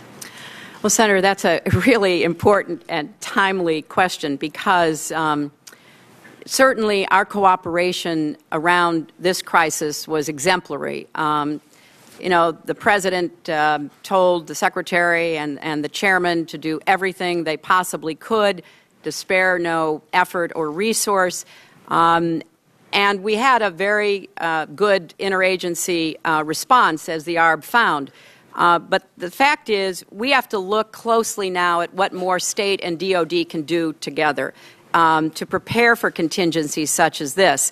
And I think it's a challenge that needs to be taken up because in Iraq and now in Afghanistan, our diplomats and our military work closely together. But as we saw in Iraq, when the military left, you know, that was putting a lot of burdens on our civilians in Iraq that are very difficult for us to be able to address because we relied on our DOD colleagues for so much. Similarly, as we're starting to look at the drawdown in Afghanistan, what kind of civilian presence are we going to be able to leave there? And what can DOD do to help us to try to determine what that can and should be? And I think you get a sense of the challenge of this from a statement that Admiral Mullen made. You know, he said, and I quote, "On the night of the attacks, Benghazi, Tripoli, and Washington communicated and coordinated effectively with each other. They looped in the military right away. The interagency response was timely and appropriate, but there was simply not enough time for U.S. military forces to have made a difference. Having said that," Admiral Mullen goes on, "it is not reasonable nor feasible to tether U.S. forces at the ready to respond to protect every high-risk post in the world." So we have to look at this from both the State Department and the DOD perspective, and we don't have assets of any significance right now on the African continent. We're only building that up. And so what do we need in Africa? What countries will welcome us there, give us, both our military and civilian teams, a good, safe base out of which to operate? So if we're focusing just on Africa, and particularly North Africa right now, there's got to be a great deal of planning and coordination between DOD and AFRICOM and between the State Department and the rest of the administration. Thank you. Senator Flake. Thank you, Madam Secretary. Thank you for your testimony, and also thank you, as others have said, for your service. Traveling over 1 million miles and more than 100 countries, I think those of us who haven't done it cannot appreciate how difficult that is, and the commitment that you've had to it over the years, and I thank you. With regard to the appearance of Dr. Rice on the morning shows, you mentioned that you did not select her. Were you consulted in that decision? No. After No, but it would not be in any way unusual for Ambassador Rice to represent the administration on a foreign relations issue. Right. And I don't think it was either. But afterwards, after she testified, it was clear that what she testified to was at variance with a lot of communications from the State Department and a lot of the information that had been gathered and things that had been said by yourself and others at the State Department. Can you just enlighten us a bit as to discussions that went on at the State Department after that testimony? Was there, I mean, these are professionals that you oversee who do a lot of hard work to give analysis in this kind of assessment. What she said was clearly at variance with a lot of the research and analysis that had gone on about the nature of these attacks. Can you just enlighten us as to discussion? What discussions were had at the State Department after this testimony? Well, I don't think I cannot speak to any conversation I specifically had because the conversations were ongoing before and after Ambassador Rice's appearance on the Sunday talk shows. And we did not conclude, finally, that there were no protests at all until days after the attack. So maybe it was an abundance of caution. Maybe it was trying to make sure we didn't step on anybody's toes while we were gathering information. Maybe it was because the IC was still looking at all of their sources and having different threads coming in. But, you know, as the ARB said, even today, the motivations, the actions before they went onto the compound, all of that is still not nailed down. So I think we were trying very hard to provide information. Maybe one of the lessons learned here is, you know, just withhold. Don't say what you don't know for sure until it's finally decided. But that's not part of who we are as Americans and as public officials. We get out there, we say, here's what we think happened. It's subject to change. And so I think we all wish that nobody had ever in any way raised doubts, but certainly Ambassador Rice and all the other administration officials were speaking off of what had been determined were the most acceptable talking points. All right.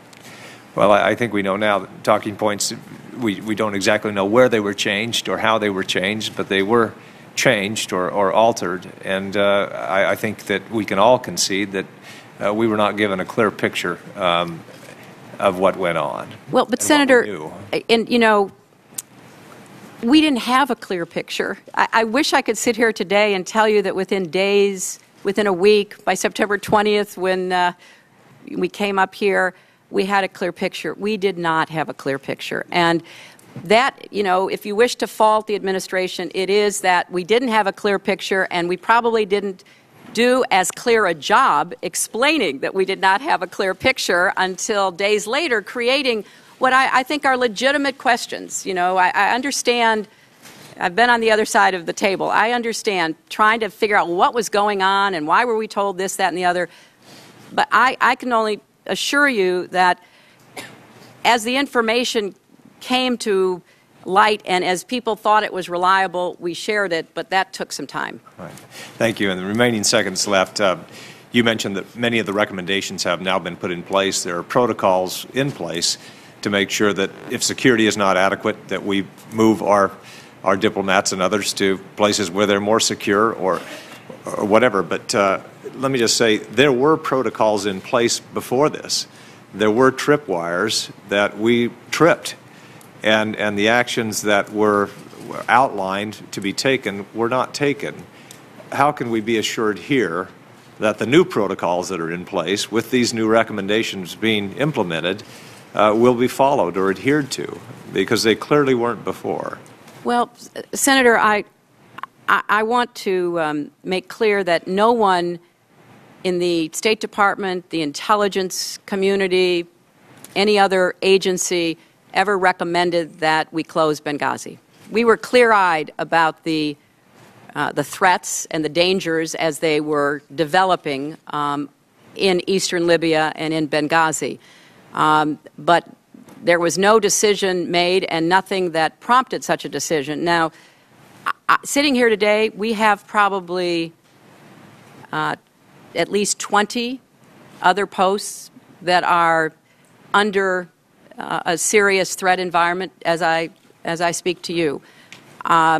We are working with the other agencies in our government, some of whom are co-located with us, others of whom are nearby. We're constantly assessing.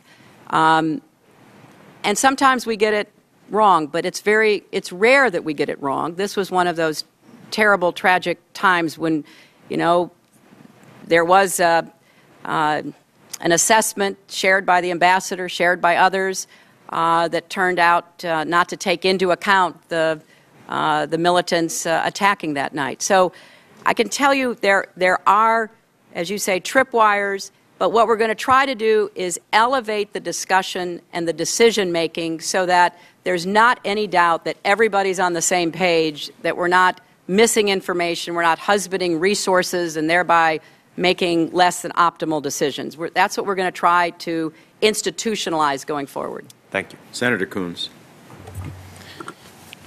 I want to thank Senator Menendez for chairing this critically important hearing and to thank you, Secretary Clinton, for testifying today. We deeply regretted you were unable to appear before due to your illness, and I'm thrilled to see you've made a full recovery. I want to start by just thanking you for your remarkable leadership as Secretary of State. One of many stops in the million miles that you've traveled and the 112 countries you visited was a stop we shared jointly on a trip to Liberia for the second inauguration of Ellen Sirleaf Johnson. And it gave me an opportunity as a freshman senator to see up close your remarkable skills and stamina and your determination. In my view, your leadership has helped restore America's credibility, build bridges with our international partners, and you've also built bridges here on the Hill, where your leadership at State is respected on both sides of the aisle and has been widely praised. While your likely successor, Senator Kerry, has my full confidence, you will be deeply missed. You said in your opening statement you're determined to leave the State Department and our country safer, stronger, and more secure, and in my view, because of your leadership, they are. Today we continue the consideration of the recommendations of the Advisory Review Board, which found that security was, quote, grossly inadequate to deal with the attack that took place in Benghazi in September. The mistakes that were made are simply unacceptable, and I'm pleased that the State Department has begun to promptly implement the Board's recommendations thanks to your leadership. I know you agree that the massive security failures, such as those witnessed in Benghazi that cost the lives of 4 brave Americans, simply cannot happen again. And I look forward to working with my colleagues on this committee in a searching review of the resources needed and the State Department structure to ensure that we do better to protect our diplomats and other Americans who put their lives at risk each and every day. As chairman of the Africa Subcommittee, I'm particularly pleased that you have drawn for this committee today in your testimony the links between this tragic incident in Benghazi, the recent terrorist incident in Algeria, and the unfolding challenges in Mali. I chaired a hearing on Mali on December 5th, and have been impressed with your engaged leadership visits to Algeria, sort of raising the alarm about AQIM. And I welcome your testimony today on how you see the regional threats from AQIM, how you see the consequences of this recent incident in Algeria, and what role you think there is for the United States in both supporting the current actions by the French and the Malian military and the need for our ongoing insurance investment to restore democracy in Mali, to restore development and some positive prospects moving forward for the people of Mali, and how you think we can ensure that state, and defense are coordinating through AFRICOM in West and North Africa going forward? Well, Senator, I appreciate greatly your sustained attention to Africa, and I think it's going to be viewed as quite prophetic because there will be, I believe, a continuing set of challenges. You mentioned some of them, but by no means we've got Boko Haram in Nigeria posing the threat of instability to one of the most important oil-producing nations in the world, something very important to our country. We've got other unrest and challenges coming down the west coast of Africa, but we also have a success story, at least a hoped-for beginning success story in Somalia. And what did the United States do there? You know, when I became Secretary of State, I recommitted American money to the AMISOM forces. We worked to train the Ugandans and the Burundis and others. We worked with the Kenyans when they went in. We worked with the Djiboutis. It took time. There were no shortcuts, but we had literally the boots of our American soldiers and the boots of American diplomats on the ground. I visited one of the training camps in Uganda. And what we have to do is recognize we're in for a long-term struggle here. And that means we've got to pay attention to places that historically we have not chosen to or had to. So I would hope that this committee can make that case to the rest of the Congress. We're now looking at, troops coming from other neighboring African countries. We can't just send them into Mali. They don't have training to do that. We're going to have to work with other partners to train them and equip them and then to sustain them, just like we did with the troops in Somalia. So, 4 years ago, al-Shabaab was one of the biggest threats not only to East Africa but to the United States. We have a chance to really continue on a positive track there, but it didn't happen by accident. It took American money, American know-how, American experience, and we have to make the decision we're going to do the same in North Africa as well. Thank you, Madam Secretary. I certainly look forward to continuing to get your advice, direction, and encouragement as I try to work with my colleagues here to ensure the same sort of success going forward in West Africa that we've recently enjoyed in East Africa. Thank you for your testimony. Senator McCain. Thank you, Madam Secretary, and it's wonderful to see you in good health and as combative as ever. We thank you. We thank you for your outstanding and dedicated service to this nation, and we are proud of you. All over the world where I travel, you are viewed with admiration and respect. 4 months or months after the Benghazi tragedy, it's a tragedy when we lose 4 brave Americans, there are many questions that are unanswered. And the answers, frankly, that you've given this morning are not satisfactory to me.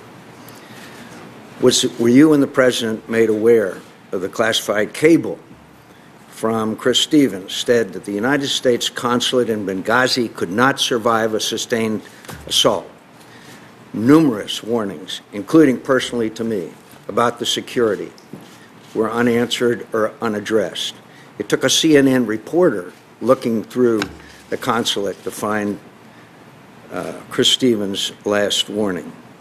When were you made aware of that cable? When were you made aware of the attack on the British ambassador and the assassination attempts and the closing of the consulates there?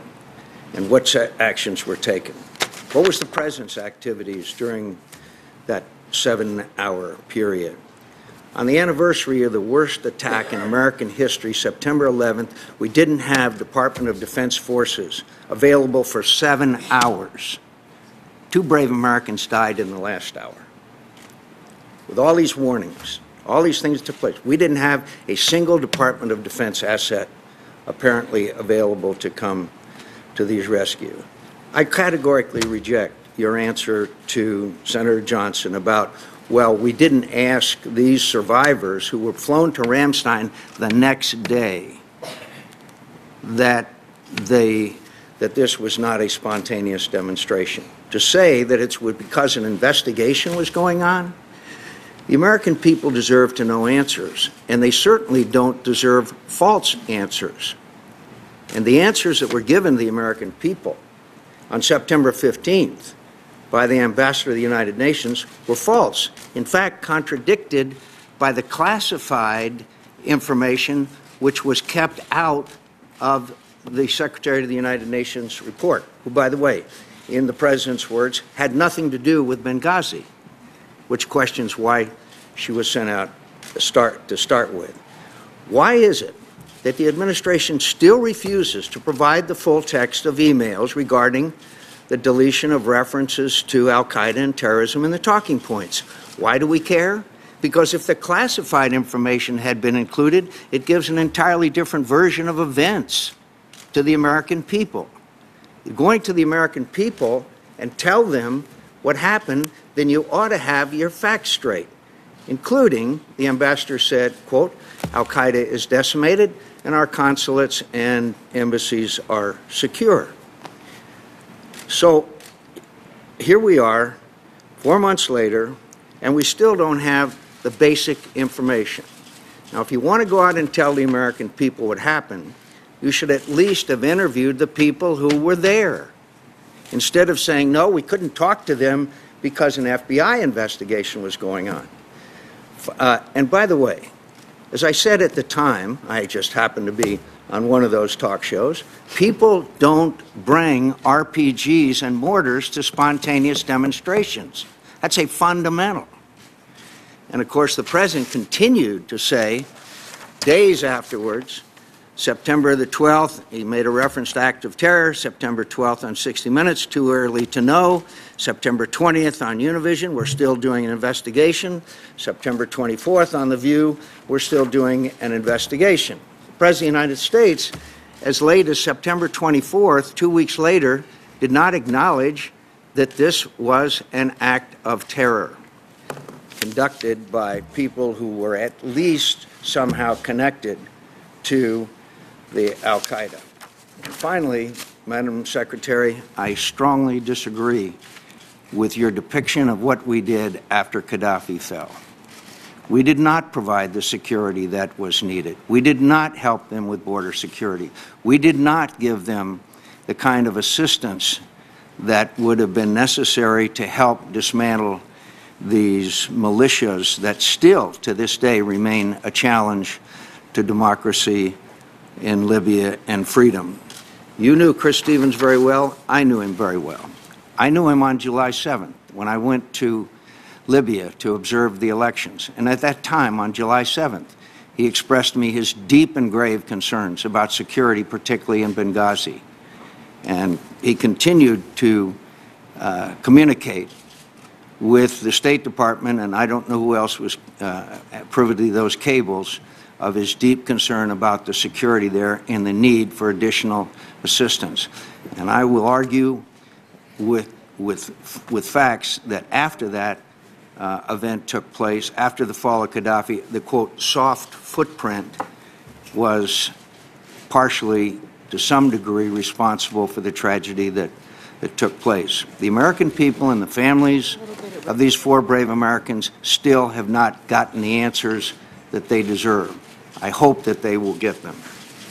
Well, Senator, I understand your very, very strong feelings. You knew Chris. You were a friend of Chris. You were one of the staunchest supporters of the efforts to dislodge Gaddafi and try to give the Libyan people a chance. And we just have a disagreement. We have a disagreement about what did happen and when it happened with respect to explaining the sequence of events. We did get to talk to the DS agents when they got back to this country. We did so. It was not before September 15th. We had no access to the surveillance cameras for weeks, which helped to answer a number of questions. But with respect to helping the Libyans, and that also goes to the question Senator Rubio asked, we will provide a list of everything we were doing and were attempting to do, but I will also tell you that since March 2011, congressional holds have been placed on programs for many months for aid to Libya. We've had frequent congressional complaints. Why are we doing anything for Libya? It's a wealthy country. It has oil. Disagreement from some sources that we should never have been part of any UN mission in Libya. Currently, the House has holds on bilateral security assistance, on other kinds of support for anti-terrorism assistance. So we got to get our act together between the administration and the Congress. If this is a priority, and if we are serious about trying to help this government stand up security and deal with what is a very dangerous environment from east to west, then we have to work together. So I hope that we can have the kind of discussion where we can agree on certain approaches that will make a difference. I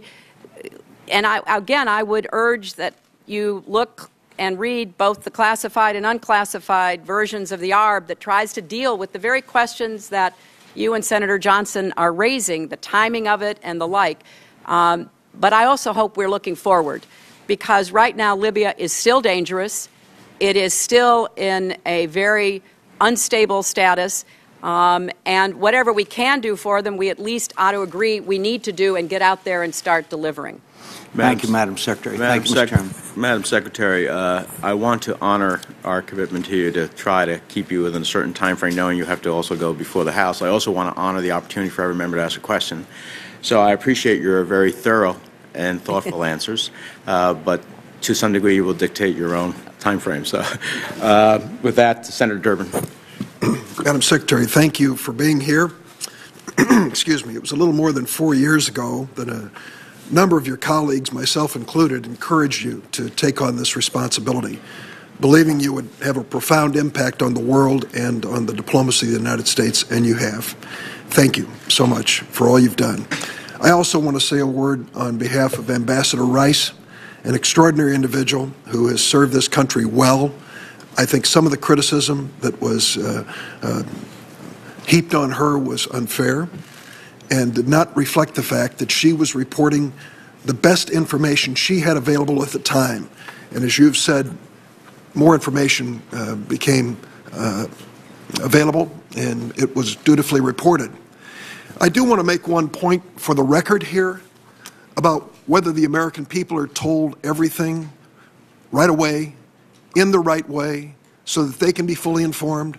And I'd like to refer to 5 words for them to reflect on: Iraqi weapons of mass destruction. We were told by every level of government here there were Iraqi weapons of mass destruction that justified a war, the invasion of the United States. We are still searching for those weapons. They didn't exist. Thousands of Americans lost their lives. We could have a hearing on that if you'd like. The point I'm trying to get to is 2 extraordinarily talented individuals, Admiral Mullen and maybe one of the best diplomats of our time, Ambassador Pickering, did a thorough review here, found shortcomings in our protection of our people overseas, and reported them honestly. You not only initiated that review, you accepted its findings in their totality. No cover-up, an attempt to be totally honest and to make sure a tragedy like this never occurs again. The second point I'd like to make is this. Some on the committee have already criticized the notion that this is about money. They might argue you can't solve a problem by throwing money at it. Madam Secretary, you can't solve a problem by throwing money at it unless the problem is lack of money. And what I understand you to testify is you have asked this Congress for the authority to transfer existing funds to protect ambassadors and diplomatic personnel around the world, and you've been refused by the House of Representatives. They will not give you the authority to even take existing funds. If I'm not mistaken, in a few weeks, your department is going to face sequestration. And we not only won't have additional funds, we will cut some $50 million when it comes to construction of facilities to protect people who represent the United States overseas. And cut money for the individuals necessary to protect those same diplomats. So I'd like you to comment, how can we keep our commitment to be a leader in the world in the area of diplomacy, in statecraft, to avoid the necessity of war, if we don't give the most basic resources to your department, which commands, as I understand it, about 1.5% of the federal budget? Actually, it's less than 1, but let's not quibble. Look, I am well aware that there are deficiencies and inadequacies in the department. I went about doing what I could in the 4 years I had through the QDDR process, through creating some additional incentives and changes in culture to try to assist everybody in the State Department and USAID to do as much as they could with whatever they had. There's, because, we were never going to reach parity with the Defense Department. We were always going to be 1/12 or less of the budget. That was fine, but to do what we can. But at the same time, we have asked for the funds we think we need to be able to fulfill the mission you have described, Senator Durbin.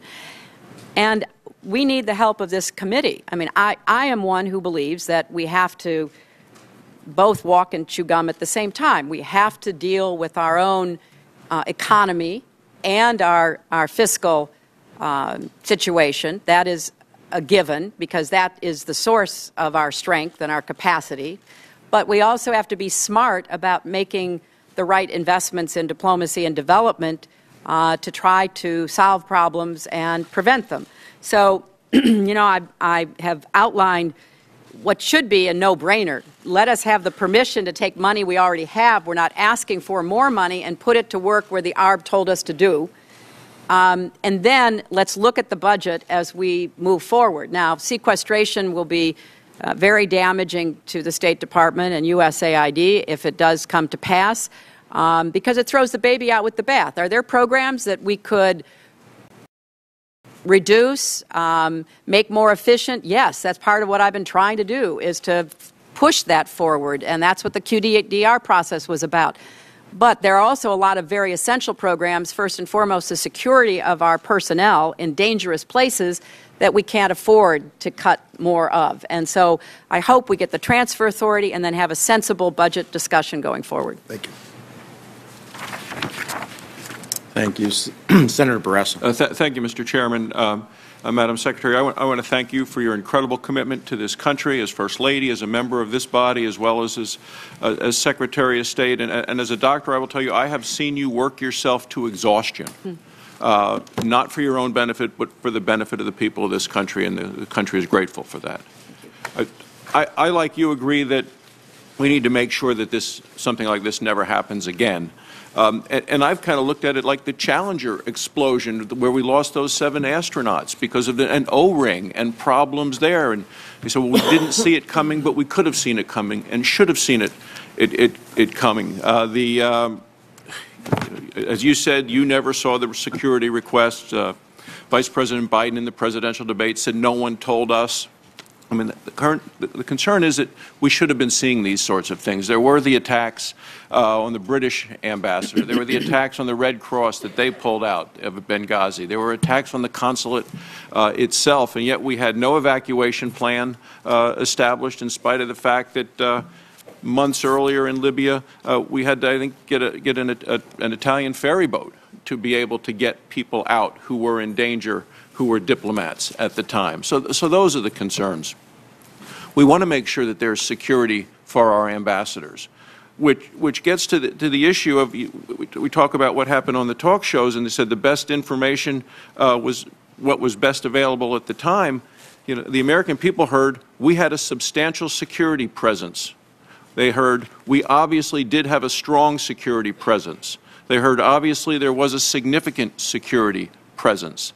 And I just believe that that wasn't the case. And I would ask you today if you believe that we had a significant, substantial, and strong security presence in Libya at that time, because we want that for all of our ambassadors. Right. Well, Senator, we had a security presence that was mutually reinforced with the annex. We had, as you rightly point out, and others before you, previous incidents, not only against our compound, but against the British, the Red Cross, and others. And what we, what we have accepted from the ARB recommendation is that even though there was a back and forth in the cables and discussions, do you need 3 DS agents or do you need 5? We had 5 there, but we had an unprecedented attack.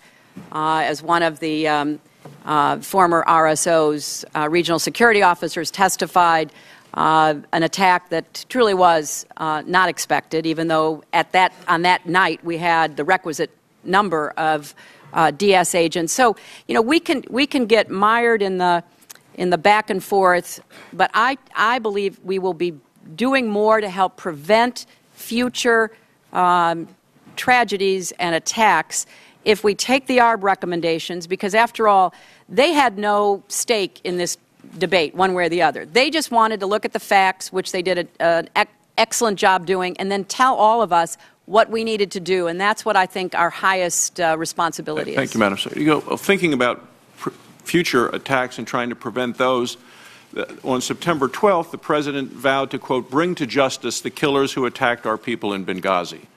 So we asked the question, and Senator Risch talked about, were the people that perpetrated the recent attacks in Algeria, were they part of this, or were they made perhaps emboldened because no one has yet paid a penalty for the attack on our facility in Benghazi? And how can we make sure that people are actually brought to justice there?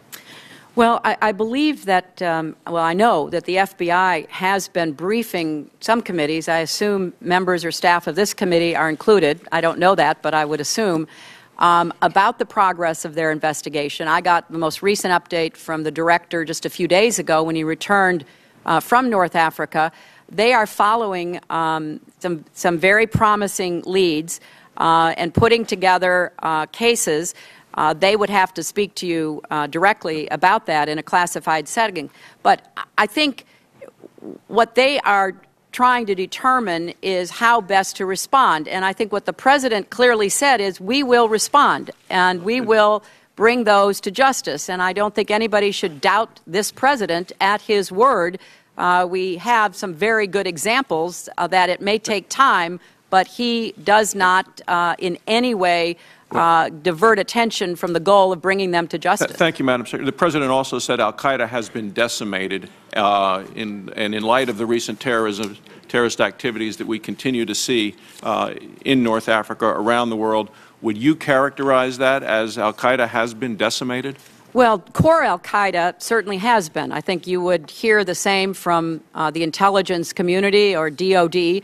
The work that has been done in Afghanistan and the borders areas between Afghanistan and Pakistan certainly has taken out a whole cadre of leadership. What we're seeing now are people who have migrated back to other parts of the world where they came from primarily, who are in effect affiliates, part of the jihadist syndicate. Some of them, like al-Qaeda in the Islamic Maghreb, use that name. Others use different names. But the fact is they are terrorists. They are extremists. They have designs on overthrowing existing governments, even these new Islamist governments, of controlling territory. So although there has been the decimation of core al-Qaeda in the Afghanistan-Pakistan region, we do have to contend with the wannabes and the affiliates going forward. Thank you, Madam.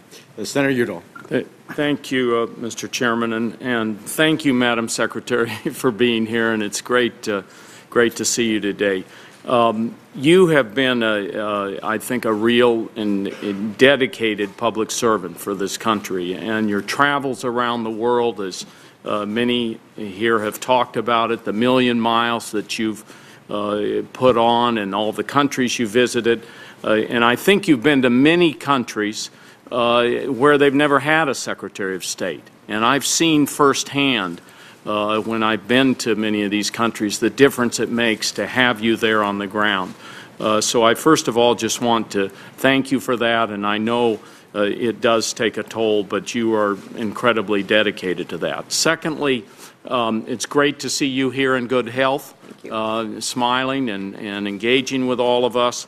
And I want to add to the list, senators going down the line talked about some of your accomplishments.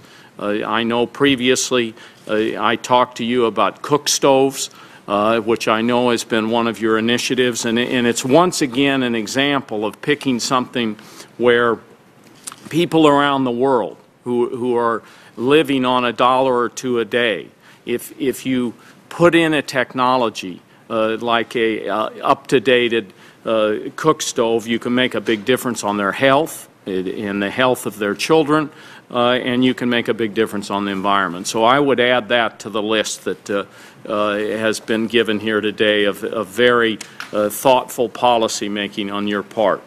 Now, one of the findings the board made in its report is that, and I'm quoting here, the total elimination of risk is a non-starter for U.S. diplomacy, given the need for the U.S. government to be present in places where stability and security are often most profoundly lacking and host government support is sometimes minimal to non-existent. And I'm ending the quote there. And this report really, as you know, Madam Secretary, underscores the difficulty in finding the right balance between engagement and security.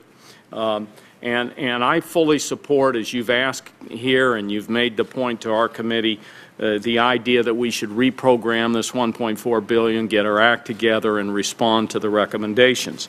But my question here revolves around these high-risk posts. I think the term you've used is having 20 of them. Is this how many there are? How many high-risk posts we have around the world? Well, it's a sliding scale. Yes, there's there's very high and there's high. I mean, it's a constantly evolving threat environment. Can you give us a little bit of a range? I mean, very high and yeah. I would like to give you that in a classified document because I don't think it helps us to point out the ones that we think are most at risk and then the ones that would be perhaps in a secondary category. But I think it's fair to say, Senator, we operate in Pakistan, we operate in Iraq, in Afghanistan, in Yemen. We operate in places where we know that our facilities are being surveilled for potential attacks, where we have a steady intel stream of plotting against us. We know that. And we make the decision, which is a difficult decision, as to whether or not that mission continues. And I have to say that we really rely on our security professionals to implement the protocols and the procedures. And I have to say they do a tremendous job. The vast majority of the cases, I could give you a long list of attacks averted, of assassinations stopped, of the kinds of daily efforts that our diplomatic security professionals are engaged in. So I have a lot of confidence in them, but we're gonna do what we can to make sure that they get the support within our bureaucracy that they deserve out on the ground protecting our diplomats. And I know I want to obey the time limits here because you need to move over the House and others want to question. But maybe you could answer this one for the record. Does it make sense that in some of these high-risk areas that we consolidate those particular areas with more secure areas and then be able to be in a situation where our personnel would be safer? And I'm not asking you really to answer that now. My time's run out, and I want others to be able to question. But if you could give us an answer for the record, that would be great. I will do that, and I will say, Senator, one of the recommendations out of the East Africa ARB was to do that, and that is done, again, in the vast majority of cases, wherever it's possible to do what's called co-locate. But we're taking a look at that as well to see what more we can do. Senator Paul. Thank you for appearing, Secretary Clinton, and I'm glad to see your health is improving. One of the things that disappointed me most about the original 9/11 was no one was fired. We spent trillions of dollars, but there were a lot of human errors. These are judgment errors, and the people who make judgment errors need to be replaced, fired, and no longer in a position of making these judgment calls. So we have a review board. Review board finds 64 different things that we could change. A lot of them are common sense and should be done, but the question is, it's a failure of leadership that they weren't done in advance, and 4 lives were cost because of this. I'm glad that you're accepting responsibility. I think that ultimately with your leaving, you accept the culpability for the worst tragedy since 9/11, and I really mean that. Had I been president at the time, and I found that you did not read the cables from Benghazi, you did not read the cables from Ambassador Stevens, I would have relieved you of your post. I think it's inexcusable. The thing is that, we can understand that you're not reading every cable. I can understand that maybe you're not aware of the cable from the ambassador in Vienna that asked for $100,000 for an electrical charging station. I can understand that maybe you're not aware that your department spent $100,000 on 3 comedians who went to India on a promotional tour called Make Chi Not War. But I think you might be able to understand and might be aware of the $80 million spent on a consulate in Mashar al-Sharif that will never be built. I think it's inexcusable that you did not know about this and that you did not read these cables. I would think by anybody's estimation, Libya has to have been one of the hottest of hot spots around the world. Not to know of the request for securities really, I think, cost these people their lives. Their lives could have been saved had someone been more available, had someone been aware of these things, more on top of the job. And the thing is I don't suspect you of bad motives. The review board said, well, these people weren't willfully negligent. I don't think you were willfully. I don't suspect your motives of wanting to serve your country, but it was a failure of leadership not to be involved. It was a failure of leadership not to know these things. And so I think it is good that you're accepting responsibility because no one else is. And there is a certain amount of culpability to the worst tragedy since 9/11, and I'm glad you're accepting this. Now my question is the U.S. involved with any procuring of weapons, transfer of weapons, buying, selling, anyhow transferring weapons to Turkey out of Libya?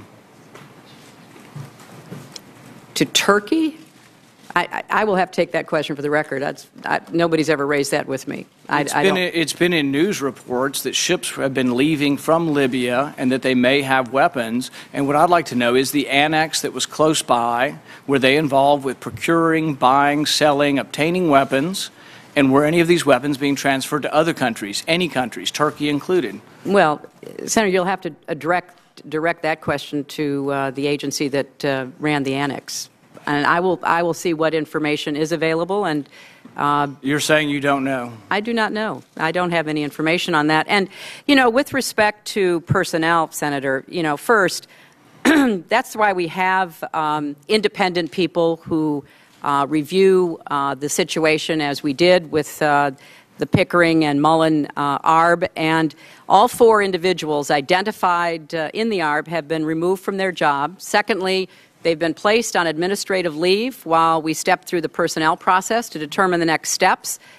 Third, both Ambassador Pickering and Admiral Mullen specifically highlighted the reason why this is complicated, because under federal statute and regulations, unsatisfactory leadership is not grounds for finding a breach of duty.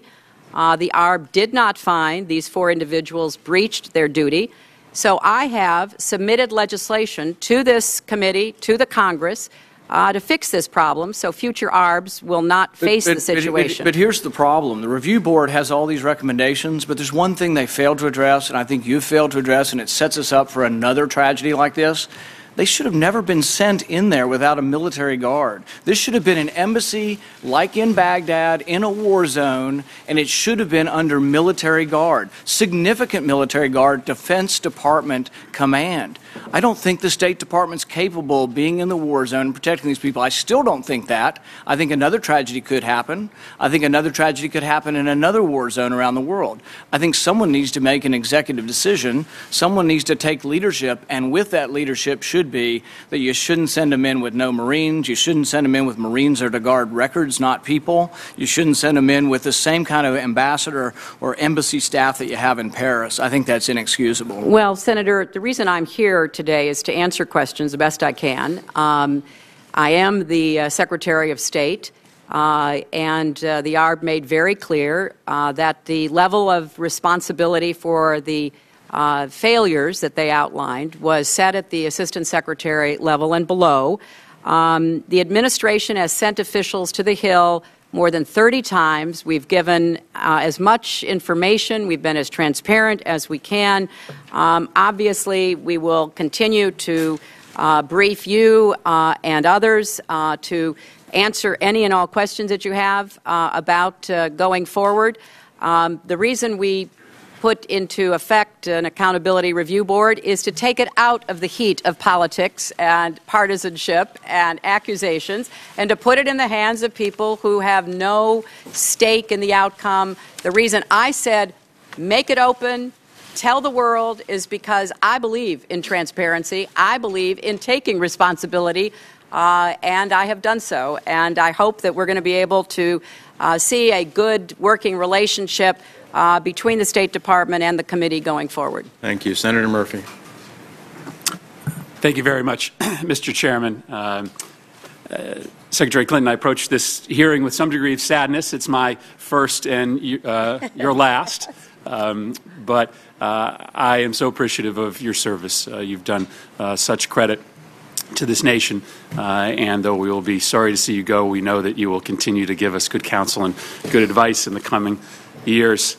I think if some people on this committee want to call the tragedy in Benghazi the worst since 9/11, it misunderstands the nature of 4,000 Americans plus lost over 10 years of war in Iraq fought under false pretenses.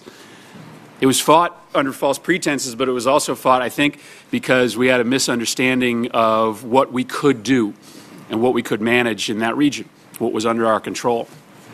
And I guess my question to you, Secretary Clinton, is about what our expectations are going forward in North Africa. And I think you referenced this in your opening remarks about actually what is under our control. One of the criticisms in the review board was that we didn't have a full understanding of this complicated set of allegiances between jihadist groups that are shifting on an almost daily basis. And I worry sometimes that when we do this retrospective hand-wringing over a tragedy like this, that we sometimes give the impression to the American people that, we can know all and see all and control all in a region that we certainly are just beginning to stand up the kind of presence that we may ultimately need and want. And so I guess I present this as that open-ended question to you. As we move forward, and especially for new members of this committee who are probably going to be spending a lot more time on Africa and North Africa than this committee has ever spent before, what are the expectations that we should set for the American public as to what we can control, what we can know, and potentially what changes on the diplomatic side we need to make in order to have a more solid footprint and relationship with neighbors there who may be willing to help us when it comes to intelligence and intervention with this very complicated landscape of jihadist groups? Well, Senator, you're going to make an excellent member of this committee based on that question, because it's a multi-part question, but it raises really the heart of the challenge we face. We are in a new reality. We are trying to make sense of changes that nobody had predicted, but which we're going to have to live with. I can't do justice in the time I have left here to the really important issues that you have highlighted. But I think first and foremost, let's be honest. Let's be honest with ourselves. Let's avoid turning everything into a political football. Let's instead try to just say, look, this is unprecedented. We don't know what's going to happen in this new revolutionary environment across North Africa and the Middle East. But let's see what lessons we can learn from what worked in the past, see what is applicable, and then let's bring people together who will really have the kind of open discussion that used to be the hallmark of this committee and of the Senate. I mean, people used to have hearings where it wasn't to just have administration officials come up and, ask the questions and go on from there, but really to delve into what works and what doesn't work. Bring in outside experts. Let them debate in front of you. Try to figure out what the best information going forward is. I mean, over the last weeks, I've pulled writings from,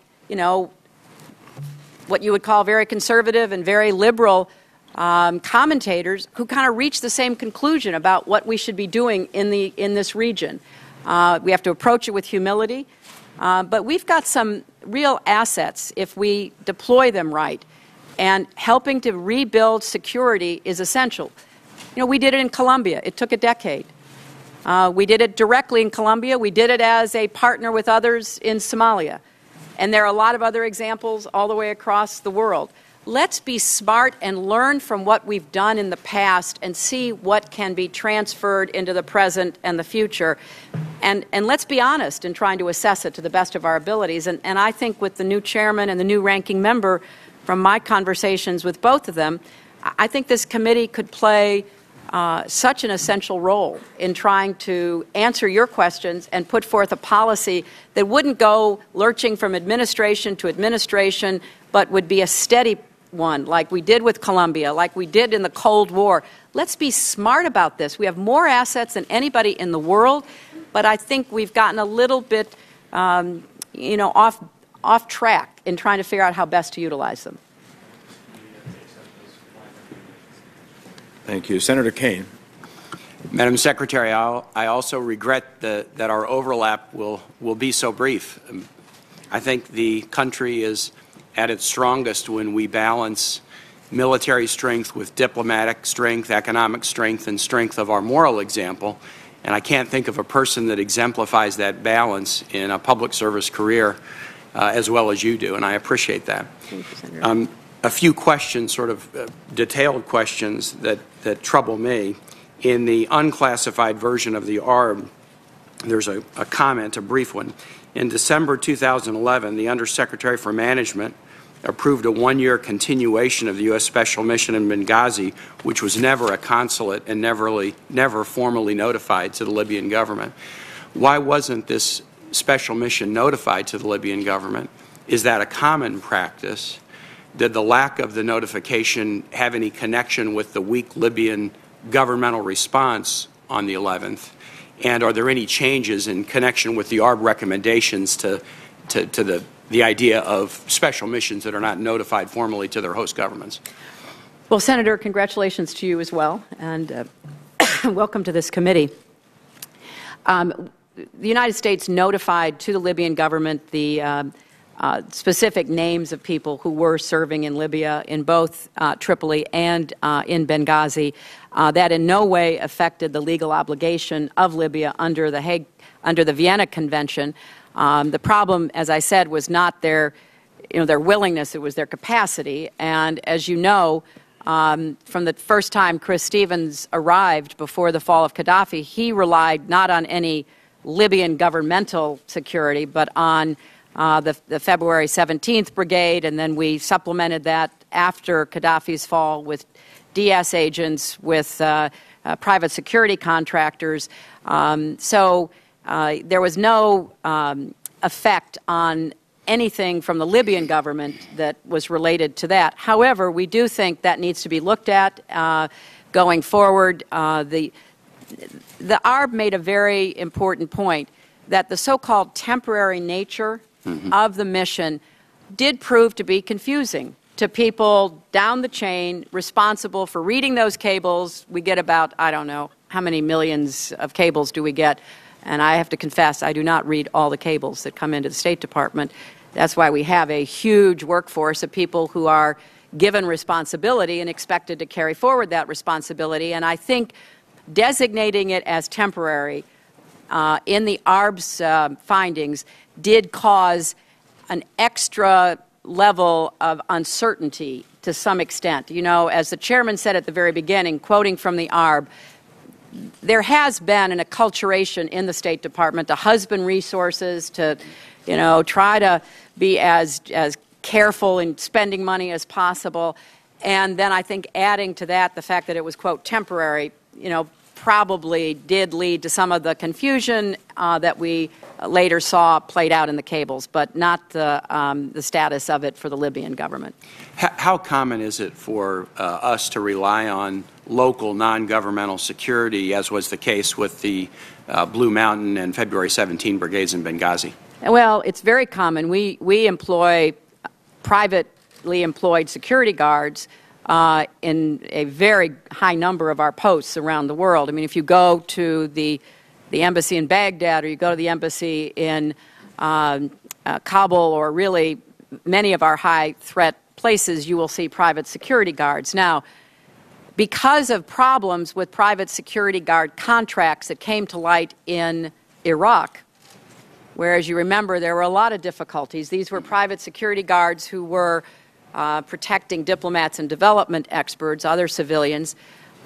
Many countries have put very stringent requirements on private security guards, and in fact, in Libya, the transitional government prohibited private security guards, which is why there was this, unless they approved them, so they approved this Blue Mountain company that was a joint Libyan-British organization. But we use private security guards in many places because, as I said, historically, Marine Guards do not protect personnel.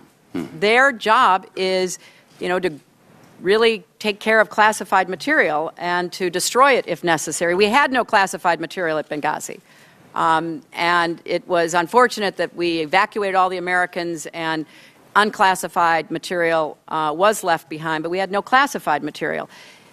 So there's going to be an effort, because of this work that I have directed, to really sort this out so that that everybody knows exactly what the protocols and the rules are, and we act accordingly. Thank you, Madam Secretary. Mr. Chair. Thank you. Madam Secretary, thank you for your thorough, thoughtful, and forthright answers. It's what we've become accustomed to from you. I understand we're going to be able to welcome you one more time when you come tomorrow to be part of introducing Senator Kerry to the committee, so we'll look forward to welcoming you there as well. I think that there are several takeaways here that are incredibly important. One is that we have to look at the totality of the threat environment versus just looking for a specific credible threat when we are thinking about the protection of our foreign service personnel, and I see that we are moving in that direction. The other one is the changes in the department to have clear lines of authority and responsibility for security matters instead of silos and looking more at a horizontal nature, and I understand that that is underway. A lot has been said about resources here. Secretary Gates used to famously argue that there are more people in military bands than in the entire Foreign Service. It seems to me that surely we can find the funds to protect our diplomats who serve on the front lines. And I am concerned when the ARB says that the State Department has been engaged for years in a struggle to obtain the resources necessary to carry out its work, and that has conditioned the thinking of some in the State Department that it is imperative for the State Department to be mission-driven rather than resource-constrained, particularly in increasingly risky parts of the world. So I look forward to immediately working with the ranking member and reaching out for Chairman Royce to get that transfer authority within the existing budget. It's not about additional money. It's about taking money that has already been appropriated so that you have the ability to start working, and the next secretary has the ability to start working to protect our people as robustly as we can. And failure to do so, I think, is going to be a poor judgment on this Congress if we can't get you, at minimum, that transfer authority. And finally, I know a lot has been made about the question of what was said and what was not said, and I simply think about that in the context that there are lessons to be learned there as well. In our drive to produce information about a tragedy, an incident, we want to be able to get information as quickly as possible, as we should. But I think what we know and what we don't know is equally as important. And maybe the admonition that we should know before we speak is incredibly important. That would have been incredibly important when we were told that there were weapons of mass destruction in Iraq. And as someone who voted against the Iraq War in the House and didn't believe, based upon what I was able to review, that there was such information, I look, when we talk about tragedies, and certainly Benghazi was a tragedy. When we lost 4,486 American lives in Iraq, and thousands who have been injured and changed their lives forever, and increased the influence of Iran, I think, from my own personal perspective, that was truly a tragedy. And so there are lessons to be learned here. There will be questions for the committee to be able to ask for the record for the close of business tomorrow, since we don't expect you to be too much longer in your position. And with the thanks of the committee for your appearance here today and your service. And Senator Corker, final word. I would actually add 3 more takeaways, and I know they're based not only on testimony here today, but conversations we've had over the last several days. You alluded to the over-the-transom issues that the State Department and the White House deal with on a constant basis. I think this committee will be useful and can be useful in setting a long-term exploration of what our national interest is, so that we look at this over a longer-term context. I know you alluded to that in your testimony. Secondly, I know we've talked extensively about the importance of having a full authorization, that actually would be very helpful to people like you who come in for a very short period of time for us to help set those priorities. That would be something you would embrace and something this committee has never done since I've been here. And thirdly, that we live in a world now where we know that al-Qaeda is going to be a threat in North Africa for years to come, and we need to have policies that realize that and address it. I, too, thank you for your service. I know a lot of nice things will be said again tomorrow when you come here, but thank you so much. I appreciate it. On that bipartisan note, and with the thanks of the committee is adjourned.